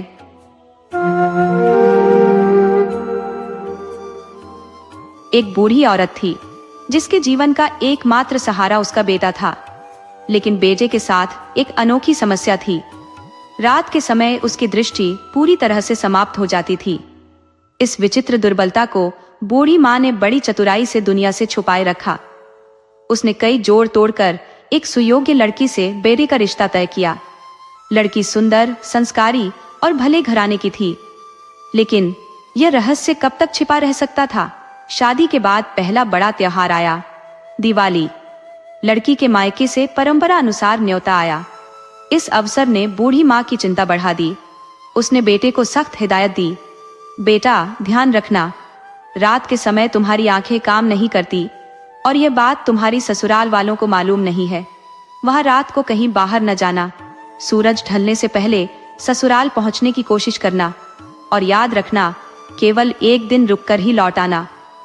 माँ की नसीहत के मुताबिक बेटा जल्दी जल्दी ससुराल की ओर रवाना हुआ, लेकिन कितना भी तेज चलता सूरज की रफ्तार को पछाड़ नहीं सका। आखिरकार अंधेरा घिरने से पहले वह वहां नहीं पहुंच सका। जैसे जैसे अंधेरा गहराता गया उसकी दृष्टि मद्दम होती गई। परेशान होकर उसने एक जगह ठहरने का निर्णय लिया, लेकिन दुर्भाग्य ने उसका पीछा नहीं छोड़ा।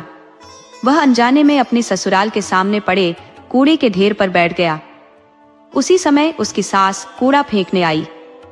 गहराते अंधकार के कारण उसने उस पर ध्यान नहीं दिया और कूड़ा सीधा उसके सिर पर डाल दिया। जब वह परेशान होकर खड़ा हुआ तो उसकी सास ने गौर किया और पहचान गई कि यह तो उनका दामाद है। इस अप्रत्याशित स्थिति ने पूरे ससुराल को असमंजस में डाल दिया। ये घटना भले ही हास्यास्पद और असहज थी, पर उसने सच्चाई के उस पर्दे को हटा दिया जिसे छुपाने की कोशिश की गई थी। अब ससुराल वालों को न केवल वास्तविकता का पता चल चुका था, बल्कि उन्होंने इसे सहजता से स्वीकार भी कर लिया। जो होना था वह हो चुका, अब उसे पछताना ही था। उसने बहुत मंसूबे बना रखे थे। दामाद पहली बार घर आ रहा है तो उसकी बहुत अच्छी आवभगत करेगी, धूमधाम से त्योहार बनाएगी, रिश्तेदार और पड़ोसियों के आगे उसका सत्कार करेगी। मगर छी, ये क्या हो गया? उसको रोना आ गया।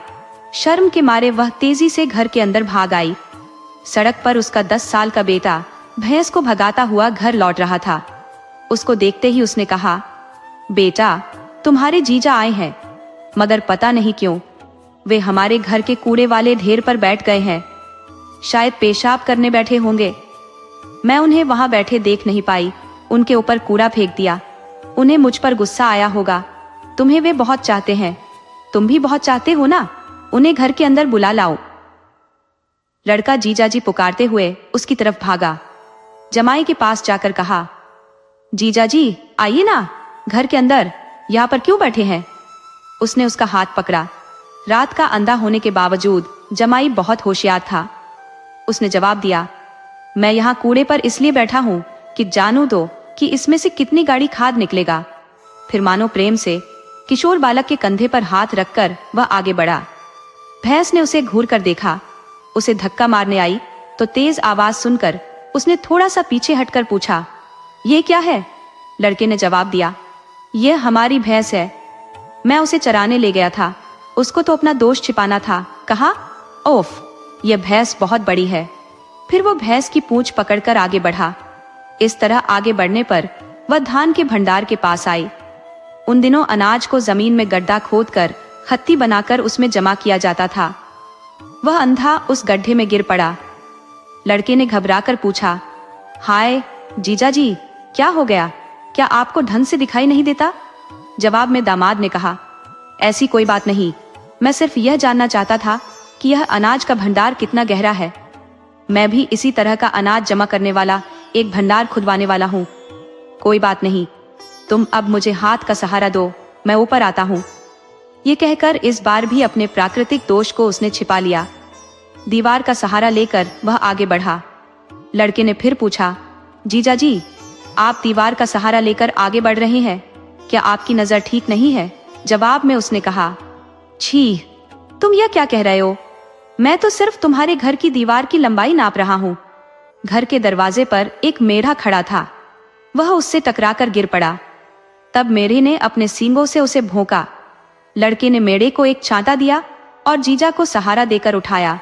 फिर पूछा, जीजाजी, आपने मेढ़े को नहीं देखा? क्यों? नहीं नहीं, तुम समझो मेरी बात। उसका आकार देखकर मुझे उससे टकराने का मन हुआ, मगर देखो, मुझे तो उसने भौंक दिया। जमाई ने कहा। अंधेरा गहरा हुआ। रात हुई। सब लोग खाना खाने बैठ गए। सामने पटिये पर थाली रखी थी। त्योहार के अवसर का बढ़िया भोजन था तो सासू जी स्वयं परोसने आ गई। विशिष्ट संदर्भों पर महिलाएं खूब सज धज कर काम करती है। सासू जी नूपुर और चूड़ियां पहनकर परोस रही थी। चूड़ियों की खनखनाहट से जमाई साहब ने समझा कि मेढ़ा दोबारा आया है। पर डर गया। घबराहट में आवाज सुनकर उस तरफ अपनी प्लेट उठाकर फेंकी। वह प्लेट सास के पामों पर लगी। वह घबराहट में रसोई की तरफ भागी। सासू को लगा कि जमाई गुस्से में उससे बदला ले रहा है। एक तो यह कि उसके सिर पर कूड़ा डाल दिया था, और दूसरी वजह यह कि बेटी को परोसने भेजना था। फिर बेटी ने खुद उसे खाना परोसा। रात को खाना खाने के बाद पति पत्नी दोनों कमरे में लेटे, बाकी लोग नीचे बाहर के बरामदे में लेटे थे। ऐसा हुआ कि आधी रात को उसे पेशाब करने का मन हुआ। अंधेरे में लड़खड़ाते हुए दीवार का सहारा लेकर किसी तरह वह पिछवाड़े तक गया। काम पूरा होने पर उसे मकान का दरवाजा नहीं दिखा। भटक कर वह उस जगह पहुंचा जहां पर सासू जी सो रही थी। यह सोचकर कि वह अपनी पत्नी है, उसने सासू के पांव छू दिए। अंधेरे में सासू जी ने समझा कि कोई चोर है। उसने चिल्लाकर पूछा, कौन हो? उसे अपनी गलती का एहसास हुआ।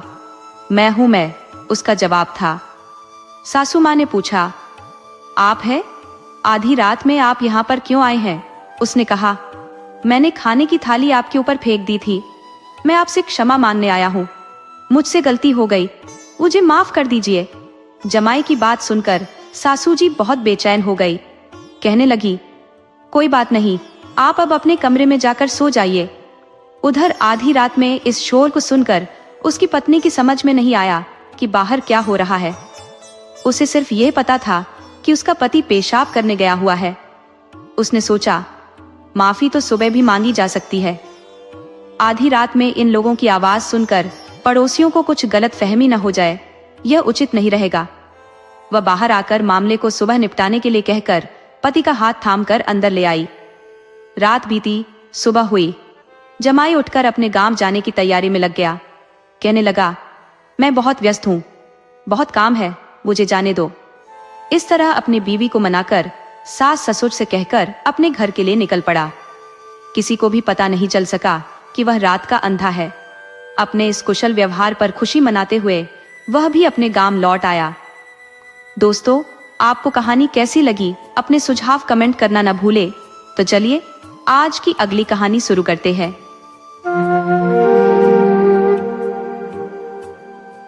वेदराजपुर नामक एक शांत चित्त गांव था। इसी गांव में देवन्ना नाम का एक कुशल सुनार निवास करता था। उसकी 4 संतानों में बड़ा पुत्र भुजंगाचारी, दूसरा ईश्वराचारी, तीसरा आचार्यचारी और सबसे छोटा देशिवंताचारी कहलाता था। ये चारों अपनी शिल्प कला में पारंगत थे। इनमें से 3 भाई मूर्तियों का सृजन करते थे। उनके बनाए हुए शिल्प अद्वितीय होते थे, परंतु चौथा भाई देशिवंताचारी न तो कोई कार्य करता था और न ही शिल्प कला में रुचि दिखाता था। वह केवल अपने भाइयों के बनाए हुए शिल्प को निहारते हुए दिन व्यतीत करता।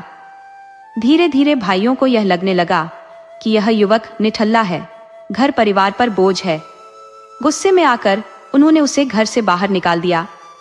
अपने ही घर से तिरस्कृत होकर देशिवंताचारी ने गांव छोड़ने का निर्णय लिया। वह अमृतपुर नामक एक अन्य गांव पहुंचा। वहां एक प्रसिद्ध शिल्पकार का निवास था। देशिवंताचारी ने उसके घर की चौखट पर दस्तक दी। शिल्पकार ने उसे भीतर बुलाया और पूछा, तुम कौन हो, किस गांव के हो और यहाँ आने का उद्देश्य क्या है? देशिवंताचारी ने विनम्रता से उत्तर दिया, मेरा नाम देशिवंताचारी है, मैं वेदराजपुर से हूँ। हमारे परिवार में 4 भाई हैं, सभी शिल्पकारी करते हैं, मैं भी शिल्पकार हूँ। अमृतपुर का शिल्पकार अपनी कला में निपुण था। उसकी एक कन्या और 4 पुत्र थे। पुत्र भी शिल्प कला में दक्ष थे। उन सभी ने यह सोचकर अपनी बहन का विवाह देशिवंताचारी से करा दिया कि वह जीवन में सफल होगा और अपनी पत्नी को सुखी रखेगा। लेकिन विवाह के बाद भी देशिवंताचारी ने अपने स्वभाव में कोई परिवर्तन नहीं किया। वह दिन भर इधर उधर घूमता और कोई काम नहीं करता। धीरे धीरे उसके ससुराल वाले भी उसकी इस लापरवाही से खिन्न हो गए। एक दिन उन्होंने कड़े स्वर में कहा, यदि तुम इसी प्रकार आलसी बने रहोगे तो अपने परिवार की देखभाल कैसे करोगे? अब या तो कोई कार्य शुरू करो या फिर अपनी पत्नी को लेकर यहाँ से चले जाओ। उनके कठोर शब्दों ने देशिवंताचारी को सोचने पर विवश कर दिया। जीवन के इस मोड़ पर क्या वह अपने आलस्य को त्याग कर कुछ सार्थक करेगा, यह देखना शेष था। देशिवंताचारी इस बात पर अपने सालों से चिढ़ जाता है। एक अलग मकान किराए पर लेकर पत्नी के साथ रहना शुरू करता है। बीवी अपने भाइयों के यहाँ से दाल अनाज लेकर आती है, उसे पकाकर खिलाती रहती है। यह तरीका भी कितने दिन चल सकता था। फिर वह भी इसके इस व्यवहार को देख थक जाती है। कहती है, तुम अपने को शिल्पी कहते हो, कुछ काम नहीं करते, मेरे भाइयों के साथ मिलकर कोई काम क्यों नहीं करते हो। घर वाले की यह बात सुन देशवंताचारी अपने को अपमानित महसूस करता है। अपने सालों के साथ लकड़ी लाने जंगल में जाता है। वे लोग पेड़ की बड़ी बड़ी शाखाओं को काट लाते हैं तो वह छोटी छोटी डालियों को काट लाता है। उसकी पत्नी उससे पूछती है कि मेरे भाई लोग तो बड़ी शाखाएं ले आए हैं, फिर तुम क्यों इतनी छोटी डालियों को काट लाए हो। देशवंताचारी अगली सुबह देवरत्न नामक एक पलंग बनाता है। पलंग के चारों पामों पर 4 गुड़िया बनाकर उन्हें उपदेश देता है। फिर उन सब को खोलकर लकड़ी के गट्ठे जैसे बनाकर 4 कोनों पर उन्हें टिका देता है। लकड़ी का गट्ठा देखकर वह हंसकर कहती है, तो रात भर तुमने यही काम किया। कोई बात नहीं, एक काम करना, किसी से मत कहो, मैं इसे ले जाकर बाजार में बेच आती हूँ। फिर देशवंताचारी अपनी पत्नी की असमर्थता को देखकर खुद ही वहां से लकड़ी को बेचने निकल जाता है। वह यह बोझ उठाकर राजमहल के रास्ते से जा रहा था। वहां एक महिला लकड़ी का गट्ठा देखकर उससे उसका भाव पूछती है। इस पर देशवंताचारी उससे कहता है, तुम यह नहीं खरीद सकती, तुम्हारे राजा अगर आकर खरीदना चाहे तो ठीक होगा। वह महाराजा के पास जाकर लकड़ी की बात कहती है। महाराजा फिर उसका अता पता पूछकर भाव पूछता है। देशवंताचारी यह कहकर कि अभी मैं भाव नहीं बताऊंगा, इस गट्ठे को खोलकर लकड़ी को संजोइए, 4 दिशाओं में 4 अमरदीप जलाकर इस पलंग की पूजा कीजिए, फिर हाथ में एक कलम पुस्तक लेकर इस पर लेट जाइएगा। उन्हें लकड़ी का गट्ठा सौंपता है। राजा उसी बात मानकर चारों दिशाओं में 4 दीप जलाकर कलम पुस्तक हाथ में लेकर लेटता है। उस 4 कोनों पर रखे पलंग के पामों पर रखी गुड़ियों में से एक गुड़िया इस तरह बोलती है, बहन सुनो, मैं बाजार जाकर घूमकर लौटने तक तुम जरा मेरी जगह पर अपना सहारा दे देना। गुड़िया ने वैसा ही किया। ये गुड़िया बाजार में घूमकर लौटी तो तीनों गुड़िया उससे बाजार की खबर के बारे में पूछती है। ये गुड़िया जवाब देती है कि वहां गौशाला में एक गाय थी, उसका बछड़ा गौशाला के दूसरे दरवाजे पर था। गाय उससे कहती थी कि यहीं पास में एक बां भी है, तुम वहां जाकर सो जाओगे तो तुम्हारी भूख शांत होगी। ये बात सुनकर राजा सब लिख लेता है। दूसरी गुड़िया अब कहती है, मैं अभी आ जाऊंगी, मेरे कोने पर तुम सहारा देते रहना। तब वह गुड़िया पूरे शहर में घूम आती है। उसे आगे हनुमान मंदिर दिख जाता है, वह वहीं जाती है। मंदिर के आगे 3 हाड़ी सोना रखा होता है। उसे गुड़िया देखती है। फिर वह राजमहल लौट आती है। तीनों गुड़िया उससे पूछती है कि तुमने क्या क्या देखा। वह जो जो जवाब देती है राजा वह सब लिख लेता है। अब तीसरी गुड़िया की बारी आती है। वह भी उसी तरह सहारे की मांग कर शहर में घूमने जाती है। महाराज के महल के पीछे एक बड़ा घड़ा होता है। उस घड़े में विक्रमादित्य के दरबार की एक कुर्सी दिखाई देती है। वह देखकर वह महल लौट आती है। आते ही तीनों एक साथ पूछती हैं कि बता, तुम क्या देखकर आई हो। उसने जो जो देखता था वह सब तीनों गुड़ियों को कहती है। राजा वह सब लिख लेता है। अब चौथी गुड़िया की बारी थी। वह भी इसी तरह कहकर निकल जाती है, शहर घूम आती है। उसके लौटने पर बाकी गुड़िया उससे भी पहले जैसा ही प्रश्न करती है। गुड़िया ने जो जो देखा था वह सुनाती है। शहर के पूरब में एक देवता है, वह 100 फीट के भीतर है। उस देवता के आगे एक घड़ा भर दीनार है। वह चाहती है कि वहां एक मंदिर बनवाया जाए। यही बस मैंने देखा और यह सब सुनकर आई। महाराज ने वह सब लिख लिया। अगली सुबह महाराज कामगारों को ले जाकर घड़े को खुदवाता है। वहां अनमोल मोती उसे मिलते हैं। वहां से हनुमान जी के मंदिर जाता है। 3 हाड़ी सोना उसे वहां पर मिलता है। फिर राजमहल के पिछवाड़े जाकर सोने का सिंहासन निकलवाता है। फिर शहर जाकर गौशाला की बांभी के पास जाकर रत्नों को निकलवाता है। राजा अब देशवंताचारी को याद कर उसे बुलाकर मोती माणिक देकर सम्मान करता है। 12 घड़ों में जो सोने के सिक्के मिले उनसे वहां पर एक मंदिर बनवाकर देशवंताचारी को पुजारी बनाता है। यह खबर उसकी पत्नी को भी मिलती है। वह भी आती है। खबर सुनकर उसके सभी भाई उसके पास आते हैं। उसका ऐश्वर्य देखकर मूर्छित हो जाते हैं। वह उन्हें भी सोना संपदा देकर घर भेजता है। पति पत्नी सुख से जीवन जीते हैं।